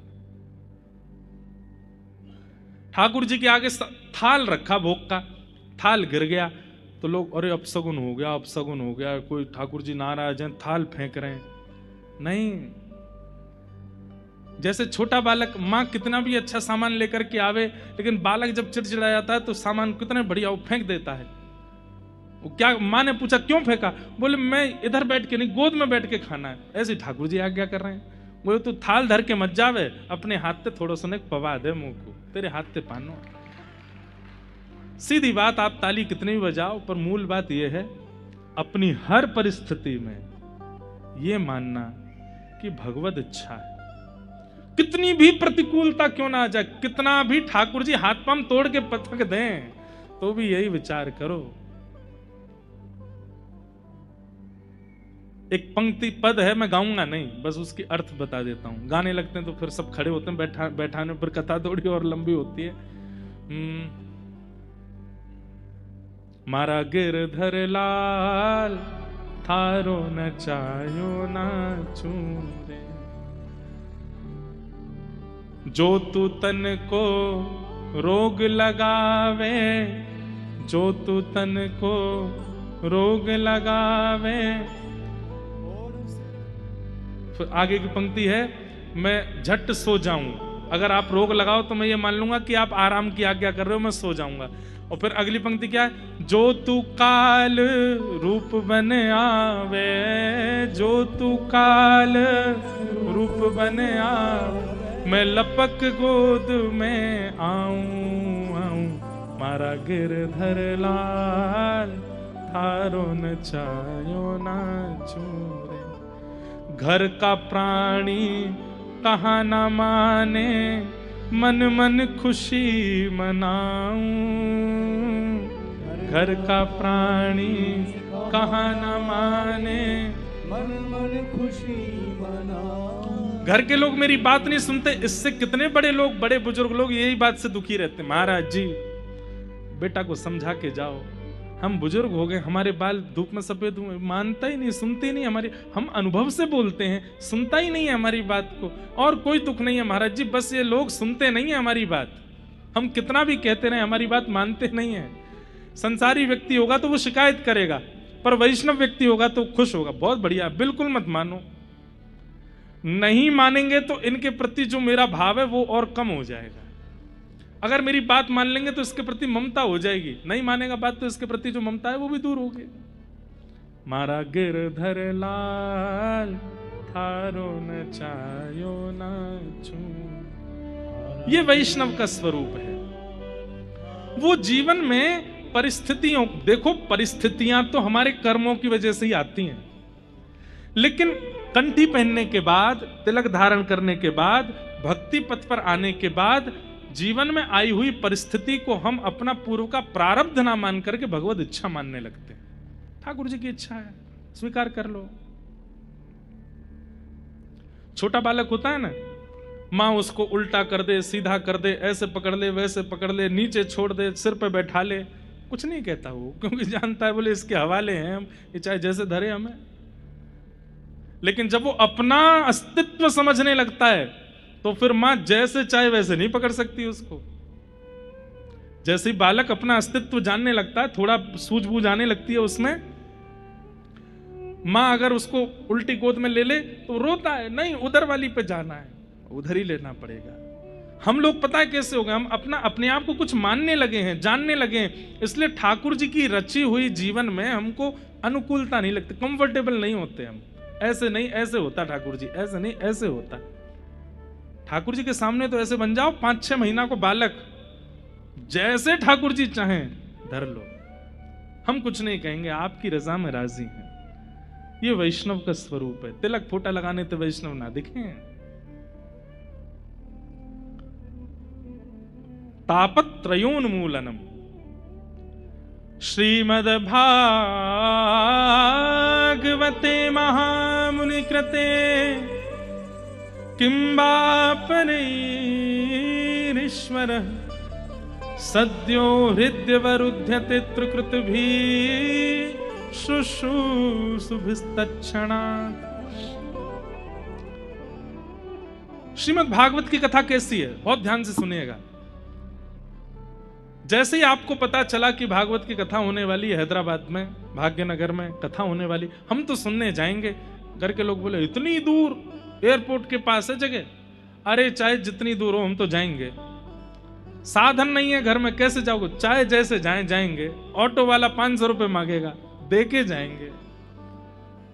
दादी दादा नाराज होंगे, बोले झूठ बोल के जाएंगे, ट्यूशन है हमारा। हमारी कथा में कई युवा आते हैं, वो बेचारे झूठ बोल बोल के आते हैं। कोई अपने माता पिता से झूठ बोल के आया, कोई दादी दादा से झूठ बोल के आया, कोई बेचारा पत्नी से झूठ बोल के आया, कोई पति से झूठ बोल के आई, झूठ बोल बोल के आए, कोई किसी से लिफ्ट लेकर के आया। कोई बच्चे संघर्षशील होते हैं, इतने पैसे होते नहीं उन पे, तो कोई लिफ्ट लेके आया, कोई ऑटो वाले भैया से बार्गेनिंग करके आया। आते हैं सब लोग। लेकिन जैसे ही आप कथा में आने का मन बनाते हैं ना, मन बनाना आपके अधिकार में होता है, पर मन बना के कथा में आना और उत्साह से कथा श्रवण करना, ये आपकी स्थिति नहीं है। ये ठाकुर जी चित्त में बैठा करके सुनवा रहे हैं। वैद्यम वास्तवमत्र वस्तु शिवदम तापत्रयोन्मूलनम श्रीमद्भागवते महामुनिकृते किंबापरीश्वर सद्यो हृदयवरुध्यते त्रिकृतिभिः शुश्रूषुभिस्तत्क्षणात्। किसी ने मन बना लिया कि मुझे 7 दिन कथा सुननी, और वो कल से पहले दिन से ही आ रहा है, तो मन उसने बनाया था, लेकिन कथा सुनवा ठाकुर जी रहे हैं। आपका काम क्या है? 7 दिन कथा तो ठाकुर जी सुनवा देंगे, पर जैसे 7वें दिन यहां से भागवत जी जाती हैं तो ठाकुर जी भी चले जाते हैं संग में। फिर मन दोबारा वैसा ही होता चला जाता है जैसा पहले था। आपको केवल यह करना है, हृदय में ठाकुर जी आ तो गए, अब वो हृदय में ही रह जाएं, उसका प्रयास इन 7 दिनों में वक्ता करवाता है। ये उन्हीं की स्थिति बताई जा रही है। ठाकुर जी इस वक्त यहां बैठे हर व्यक्ति के चित्त में हैं। जो सोफा पे बैठे हैं उनके चित्त में भी है, जो सो गए उनके चित्त में भी हैं, जो नीचे बैठे हैं उनके चित्त में भी हैं, जो पीछे बैठे हैं उनके चित्त में भी हैं, जो बैठे बैठे पानी पी रहे हैं उनके चित्त में भी हैं, जो फोन चला रहे हैं उनके चित्त में भी हैं। इस वक्त सबके चित्त में ठाकुर जी हैं, पर चित्त में आना बड़ी बात नहीं है, चित्त में आकर के ठहर जाना ये बड़ी बात है। मीराबाई के चित्त में ठाकुर जी ठहर गए, सूरदास के चित्त में ठहर गए, सहजोबाई के चित्त में ठहर गए, रामानुजाचार्य जी के चित्त में ठहर गए, पद्मावती के चित्त में ठहर गए। हमारे चित्त में ठहरते नहीं है ठाकुर जी, चले जाते हैं, आते हैं पर ठहर जाएं। दुनिया में अनेक घरों में जाते हैं हम, पर हर कथा में एक नए घर में ही रुकते हैं, पर बहुत कम ऐसे घर होते हैं जहां मन हो जाता है कि भाई यहां कथा 7 दिन की नहीं 15-20 दिन की होती, यहां रुकते। और ऐसे घर में जब रुकने का मन हो जाता है आचार्यों का, वैष्णवों का, तो समझो वो घर नहीं है, वो साक्षात वृंदावन नहीं है, वहां रुकने का मन हो रहा है। ऐसे कई परिवार होते हैं, ऐसे कई स्थान हैं, और मन होता है कि यहां तो कथा लंबी हो। जैसे एक नासिक में दत्त धाम है, वहां दत्त धाम में सामान्य व्यक्ति नहीं रह सकता, क्योंकि वहां का नियम है कि 3:30 बजे के बाद चाहे जो हो आश्रम के अंदर उसको बेड छोड़ना पड़ेगा सुबह सुबह। 1 महीना कथा करी हमने, और 1 महीना कथा करने के बाद भी ये लगने लगी कि यहां तो भाई 4 महीना की कथा करेंगे। इतना सुख, कितना भी बड़ा कोई व्यक्ति आ जाए वहां बेड है ही नहीं, नीचे फर्श पर सोना पड़ता है। आप कितने भी रोगी हो, कोई भी आपको रोग है, उससे कोई फर्क नहीं, बाहर गंगा जी हैं, उन्हीं में ही स्नान करना पड़ेगा। और एक नहीं, कम से कम 2 काल और ज्यादा से ज्यादा 3 बार स्नान करना पड़ेगा। सुबह सुबह, मध्याह्न में, दोपहर में 12 बजे और रात्रि में सूर्यास्त से पहले 3 बार गंगा जी स्नान वहां अनिवार्य है। वक्ता के तो इतने कठोर नियम है वहां पर। हमारा नियम था कि सिले हुए वस्त्र नहीं पहन सकते, भद्र नहीं हो सकते, सूर्योदय से सूर्यास्त तक प्रकाश में कथा के अलावा किसी से बोल नहीं सकते, मौन रहना पड़ेगा, और किसी का भी स्पर्श नहीं कर सकते, अपरस में रहना 24 घंटे। हमारी सेवा में भी जो बालक थे, हमारे भाई लोग थे, वो भी हमें वस्त्र देना हो, भोजन देना हो तो नीचे पहले ही धर जाते, हमको उठा के लेना पड़ता, वो छू नहीं सकते। ऐसे नियम में रहे। अब संसारी व्यक्ति को ये नियम नहीं लगेगा, संसारी व्यक्ति को तो पनिशमेंट लगेगा, ये भाई ये तो बहुत बड़ा जो है हमारे ऊपर कुठाराघात हो रहा है। लेकिन वैष्णव व्यक्ति को लगेगा कि इसमें जो आनंद है, इसमें जो सुख है। हमने 4 दिन तो हमको भी बहुत पीड़ा सी हुई। अच्छा, एक और, पहले दिन महाराज जी बोले हमारे यहाँ का नियम है। मैंने क्या, यहाँ व्यास जी को भद्र होना पड़ता है। मैंने कहा महाराज जी आपके बाद 10 जगह और कथा है मेरी, और मैंने कि कहीं मेरा कोई मुंह पसंद कर व्यवहार आ गए तो मैंने कि मैं कैसे जाऊंगा। तो फिर महाराज जी ने 20 नियम बनाए थे हमारे, उनमें से केवल 1 नियम घटाया। बोले ठीक है महाराज जी आप भद्र मत हो, बाकी सब कर लो। फिर बाद में हमको लगा, मैंने कि महाराज जी 10 दिन जब हो गए ना मैं रहते रहते, मैंने अब इच्छा हो रही है भद्र भी हो जाए। महाराज बोले अब मत हो, अब हमारी इच्छा है कि ऐसी कथा करो। लेकिन वहां रहना सुख लगने लगा था, आनंद की अनुभूति होती थी। हम 3-4 घंटे मुश्किल से सोते थे बस, इतना आनंददायी लगता था।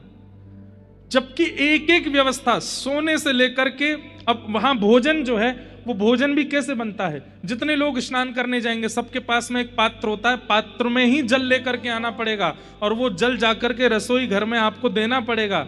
उसी जल से ही वेद मंत्र उच्चारण करते हुए ब्राह्मण प्रसादी बनाते हैं। प्रसाद पाने का भी नियम है कि प्रसाद पाते समय आप हिंदी नहीं बोल सकते, आपको संस्कृत में ही संभाषण करना पड़ेगा, और जिसको संस्कृत नहीं आती उसका नियम है मौन ही रहो। इतने नियम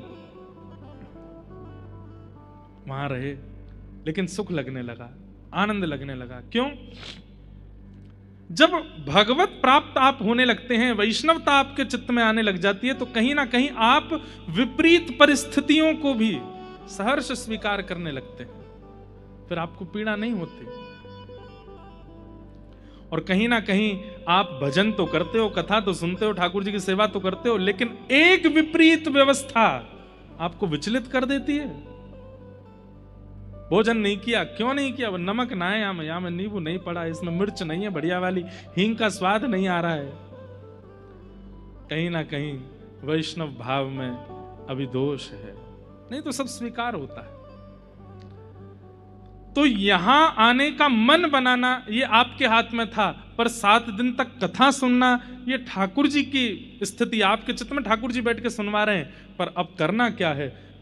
इन 7 दिनों में वक्ता से श्रवण करके ये सारे भाव चित्त में जो ठाकुर जी आए हैं वो स्थिर होके रह जाएं, उनके अनुकूल चित्त को बना दीजिए, ताकि वो यहां से निकल के जाएं ना। वो कहां सीखना है? वो कथा में सीखना है, वो यहां सीख करके जाना। सद्यो हृदय वरुद्ध तित्र कृत भी शुश्रूषुभिस्तच्छणा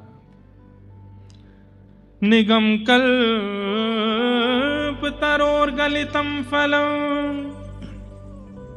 सुख मुखा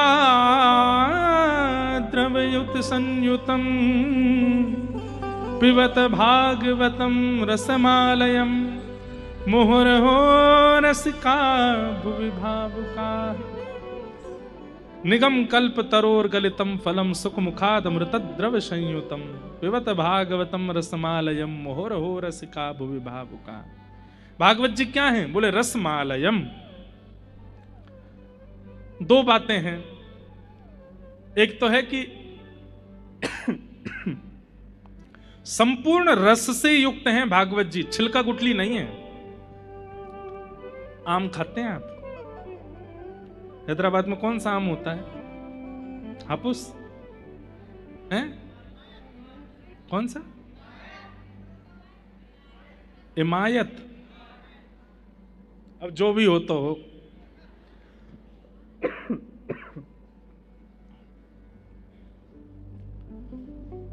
आम में अति प्रिय व्यक्ति जो आम का होता है ना, उसको कभी आम खाते हुए देखो।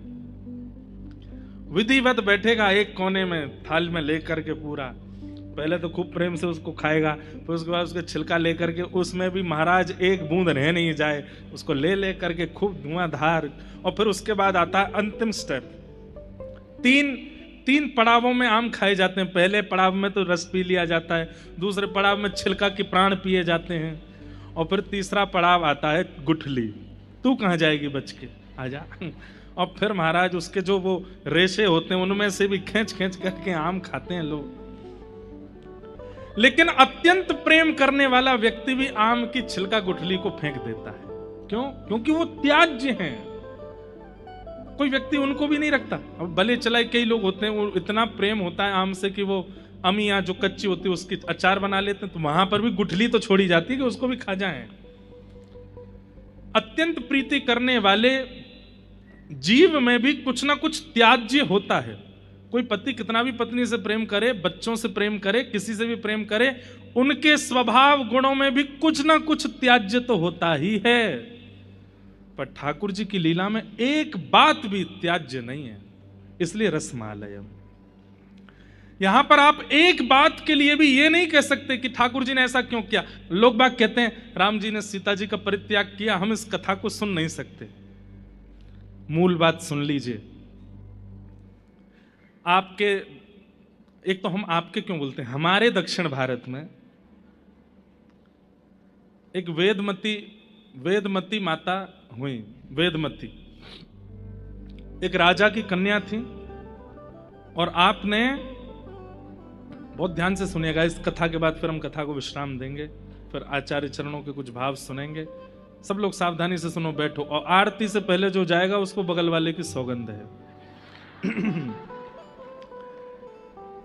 सुनिए। तो वेदमती, उन्होंने घनघोर तप किया, और तप के पीछे उद्देश्य क्या था कि साक्षात नारायण भगवान मुझे पति रूप में प्राप्त हो जाएं। तो वेदमती, जब ये इनके वेदों के स्वरों से इनका प्रादुर्भाव हुआ था, ये अयोनिजा थी। माता पिता इनके वैसे भले ही थे, पर इनका जन्म किसी माता पिता से नहीं हुआ था। एक प्रकार से वेद ही कन्या का रूप धारण करके आए वेदमती। तो उन्होंने तप किया, और तप करके ठाकुर जी के प्रति उद्देश्य रखा कि ठाकुर जी मुझको पति रूप में प्राप्त हों। आपकी तपस्या अंत होने वाली ही थी, तभी रावण आ गया, और रावण ने इनके केश पकड़ करके इनका तप भंग करना चाहा। तो तप का कुछ क्षण ही रह गए थे तप पूर्ण होने में, तभी रावण ने आकर के इनके केश पकड़े। तो इन्होंने अपने किसी शस्त्र से अपने जो केश रावण ने पकड़े थे उस बीच से अपने केशों को काट दिया, और जो बचा हुआ शरीर था उसको योग अग्नि में प्रविष्ट करके भस्म कर दिया। एक प्रकार से अंतर ध्यान कर दिया। लेकिन इनकी तपस्या पूरी हो गई थी। इन्होंने जाकर के ठाकुर जी से कहा, ठाकुर जी मेरा तप तो हो गया, लेकिन रावण बीच में आ गया, तो आपके दर्शन नहीं हो पाए, आप प्रकट नहीं हो पाए, अब मेरी तप का फल मुझे कब मिलेगा? तब ठाकुर जी बोले, हम राम बन करके आ रहे हैं, और जब हम दुष्टों का दलन करने के लिए वन में जाएंगे तो सीता जी उस भयावह रूप को देख नहीं पाएंगी, इसलिए सीता जी पावक में प्रवेश कर जाएंगी, अग्नि में प्रवेश कर जाएंगी।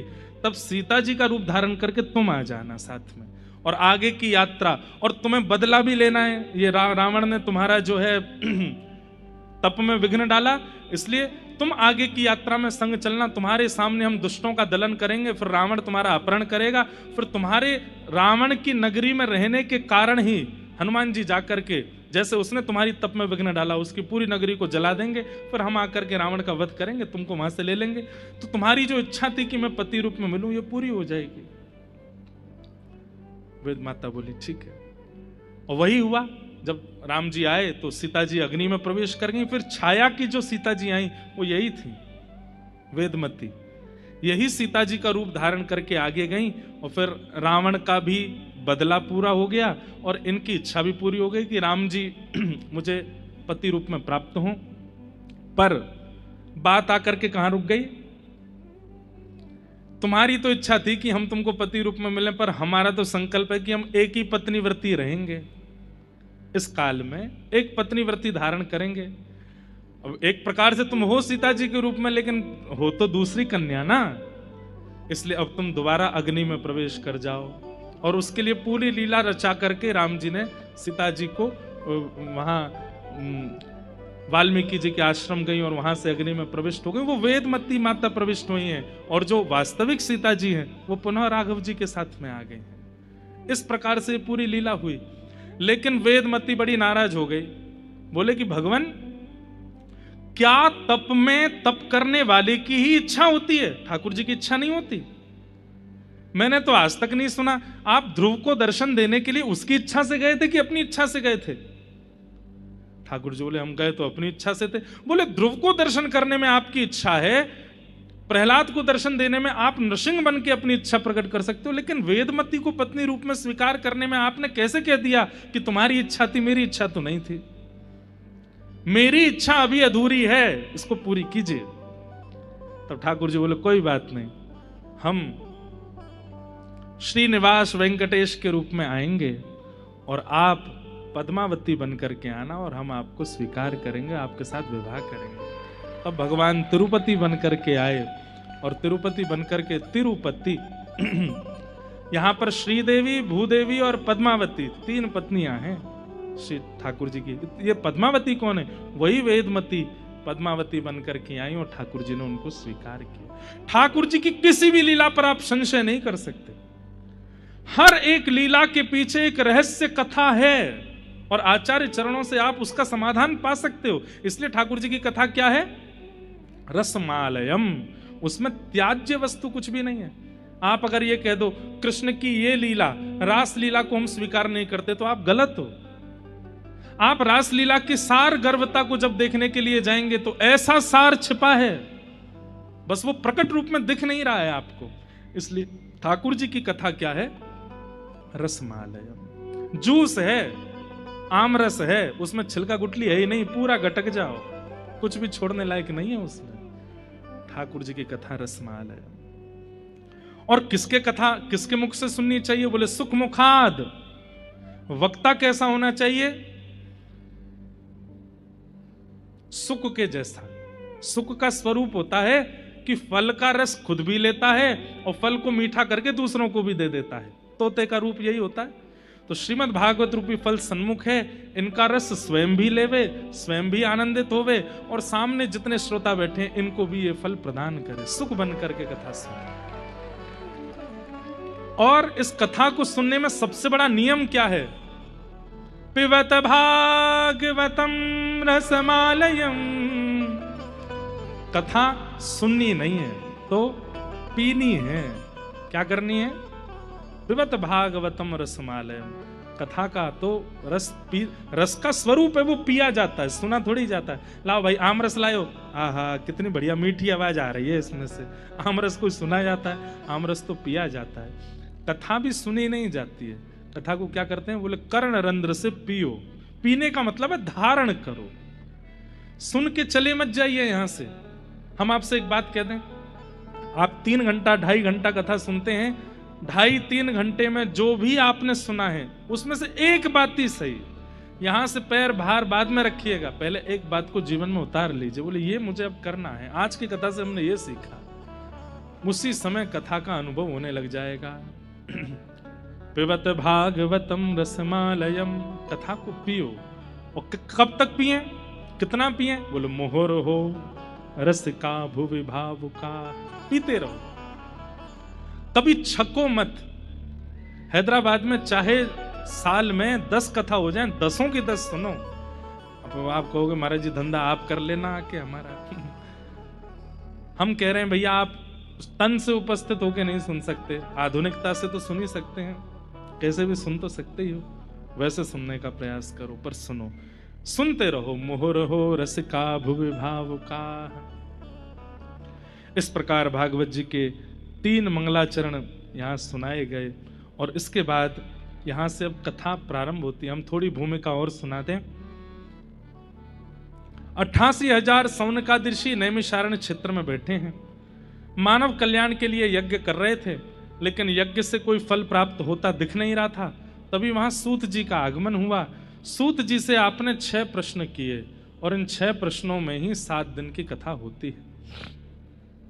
किम श्रेय शास्त्र सारः क स्व अवतार प्रयोजनम, किम कर्म के अवतारस्य धर्मः कम शरणम ब्रज। ये 6 प्रश्न किए। इन्हीं 6 प्रश्नों का उत्तर अब सूत जी महाराज यहां से देना प्रारंभ करते हैं। अपने पहले गुरु को प्रणाम किया। यम प्रव्रजन्तमनुपेतुमपेत कृत्यम, द्वैपायनो विरह कातर्या जुहाव, पुत्रेति तन्मयतया तर्वोऽभिनेदु, तम सर्वभूत हृदयं मुनिमानतोऽस्मि। बोलो सुखदेव जी महाराज की। भागवत के प्रमुख वक्ता श्री सुखदेव जी का सूत जी ने स्मरण किया और यहां से अब सूत जी महाराज कहना प्रारंभ करते हैं। सूत जी क्या कह रहे हैं, एक बात सुन लें कि धर्मस्वनिष्ठितः पुंसां विश्वक्सेन कथासु यः नोत्पादयेदधिरतिं श्रम एव हि केवलम्। हमारे द्वारा किया गया व्रत, नियम, अनुष्ठान, जप, तप, जो कुछ भी हम भगवत प्रसन्नता के लिए करते हैं, उससे ठाकुर जी प्रसन्न हैं, इसका क्या प्रमाण है? आप एकादशी का व्रत करते हो, आप प्रदोष का व्रत करते हो, आप जन्माष्टमी का व्रत करते हो, आप राधाष्टमी का उत्सव करते हो, आप शरद पूर्णिमा का उत्सव करते हो, आप होली का दहन का उत्सव करते हो, आप घर में ब्राह्मण भोज कराते हो, संतों को प्रसन्न करने के लिए उनका पदार्पण करवाते हो घर पर। इन सब क्रियाओं से ठाकुर जी प्रसन्न हैं, इसका प्रमाण क्या है? हम तो बस किए जा रहे हैं, हम तो लेटर पे लेटर भेजे जा रहे हैं, पर सामने वाला पढ़ रहा है कि नहीं? हम तो मैसेज कर रहे हैं, पर सामने वाला पढ़ रहा है, तो तभी पता चलती जब 2 टिक आ जाते हैं, ब्लू टिक आ जाए किस पे, व्हाट्सएप पे, या कहीं और मैसेज किए तो नीचे आ जाता है सीन देख लिया, फिर भी रिप्लाई नहीं कर रहा है, दुष्ट। उसको फोन करते हैं, अभी भी तुम्हारा कोई आया नहीं, तुमने पढ़ तो लिया था, फिर भी तुमने कुछ बताया नहीं। लेकिन वास्तविकता यह है कि हम ठाकुर जी को मैसेज पे मैसेज किए जा रहे हैं, लेकिन एक ही टिक आता है, बस दूसरा टिक आता, और हमको लगता है कि सब मैसेज पढ़ लिए ठाकुर जी ने। भाई डबल टिक आ जाए और दोनों ब्लू हो जाएं, इसका प्रमाण कब मानना चाहिए? तब यहां कहते हैं नोत्पादयेदधिरतिं श्रम एव हि केवलम, धर्मस्वनिष्ठितः पुंसां विश्वक्सेन कथासु यः। बोले आपके द्वारा प्रदत्त किए गए समस्त भावांजलियों को ठाकुर जी ने स्वीकार किया, इसका प्रमाण मिलेगा किसी सत्संग में जाकर के बैठना। अगर सत्संग में बैठे बैठे समय का पता ना लगे और खूब आनंद आने लग जाए तो समझ जाना अभी तक जितने भी प्रस्तुत हमने ठाकुर जी को किए सब स्वीकार हो गए। और तीर्थ यात्राएं करवा लो, फूल के बंगला बनवा लो, ठाकुर जी के 56 भोग लगवा लो, ठाकुर जी की आरती करवा लो, कथा सुनने की मत कहो हमसे, वो नहीं सुना जाता हमसे। बाकी भैया हमसे चाहे तुम गिरिराज जी की परिक्रमा लगवाए आओ, वृंदावन की परिक्रमा लगवा दो, तिरुमला ले चलो, तिरुपति दर्शन करवा देंगे, 56 भोग लगवा देंगे, फूल बंगला बनवा देंगे। मतलब ठाकुर जी की वैसी सेवा हमसे चाहे जितनी करा लो, पर कथा, मुझे तो कथा में बैठती नींद आती है, मैं नहीं बैठ सकता कथा में। तो इसका मतलब क्या है, आप जितना भी कुछ करते हो वो केवल श्रम है, ठाकुर जी उससे प्रसन्न नहीं है। और ये बात हम नहीं कह रहे हैं, स्वयं सूत जी कह रहे हैं, नोत्पादये दधिरतिम श्रम एव ही केवलम। केवल कथा नहीं, कहीं भी कोई महापुरुष सद्विचार प्रकट कर रहे हैं, सद्भावना सुना रहे हैं, एक सद्मार्ग दिखाने का प्रयास कर रहे हैं, और आप वहां बैठे बैठे आलस दिखा रहे हो, वहां बैठे बैठे आंख मीट रहे हो, देख रहे हो कब चलें अब यहां से। ये जो आलस्य है आपका, ये इस बात का प्रमाण करता है कि आपके द्वारा अब तक जो कुछ भी किया गया वो केवल आपने किया है, ठाकुर जी ने रिसीव नहीं किया उसको। ठाकुर जी स्वीकार कर रहे हैं। उनकी स्वीकार्यता का सबसे बड़ा प्रमाण क्या है? कथा में रुचि होना, सत्संग में रुचि होना, भगवत वाणियों में, वैष्णव वाणियों में रुचि होना, इस बात का प्रमाण है। हनुमान जी महाराज बैठे थे कथा में, इतनी भाव से कथा चल रही थी कि हनुमान जी रो रहे थे, हे मेरे राघव, हे मेरे राम, हे मेरे रघुवीर, हे मेरे प्रभु, ऐसे कह करके रो रहे थे। ठाकुर जी से देखा नहीं गया। ठाकुर जी पहुंच गए, हनुमान ऐसे क्यों रो रहे हो, मैं आ तो गया। रोते हुए हनुमान जी बोले, ठाकुर जी अभी 2 घंटा की कथा रह गई है, बाहर वेट करो, अभी पहले कथा सुन लूं। अरे मैं प्रत्यक्ष आ गया हूं, नेत्र खोलो, देखो मुझे। नहीं भगवान। बोले कथा में ऐसा क्या है जो मुझे, मेरे प्रत्यक्ष दर्शन में नहीं है? तो हनुमान जी कहते हैं, आंख खोल के देखूंगा तो केवल 2 नेत्रों को दिखते हैं, पर नेत्र बंद करके जब कथा सुनता हूं तो रोम रोम को आप दिखाई देते हो, मन को, बुद्धि को, चित्त को, विचारों को, प्रत्येक इंद्रियों को आपका अनुभव होता है नाथ। इसलिए 2 घंटा कथा रह गई है, बाहर बैठो आप, पहले कथा सुनूंगा। इसीलिए प्रभु चरित्र सुनवे को रसिया, राम लखन सीता मन बसिया। प्रभु चरित्र सुनने के रसिया श्री हनुमान जी महाराज। अरे कहां तक गए? साकेत नहीं गए ठाकुर जी के साथ, मैं यहीं रहूंगा, चारों युग परताप तुम्हारा। बाकी जितने भी भगवान के पार्षद हैं, सतयुग में, त्रेता में, द्वापर में, सब गए हैं, लेकिन हनुमान जी नहीं जाते। क्यों? बोले साकेत में कथा नहीं होती, इसलिए वहां नहीं जाना हमको तो यहीं रहना है। क्यों? यहाँ कथा सुनने को मिलती रहती है। इतना प्रीति, इसका मतलब क्या है? श्री हनुमान जी के प्रत्येक भाव से ठाकुर जी प्रसन्न हैं, इसलिए उनकी रुचि है कथा में। ऐसी भावना श्री सूत जी प्रकट कर रहे हैं। अब इसके आगे का विषय हम लोग कल सुनेंगे बंधुओं। कल 3रा दिन है कथा का, और परसों नंदोत्सव है कथा में। खूब आनंद के साथ में हम आप सब लोग आनंद करेंगे। कल गणेश चतुर्थी थी, आज ऋषि पंचमी। हमारे उत्तर भारतीय लोग आज भी खूब रक्षाबंधन आदि जैसा क्रम करते हैं, पर कल से लेकर के राधाष्टमी तक और कथा के विश्राम तक आप लोग खूब भाव से आइए, खूब आनंद से हम लोग कथा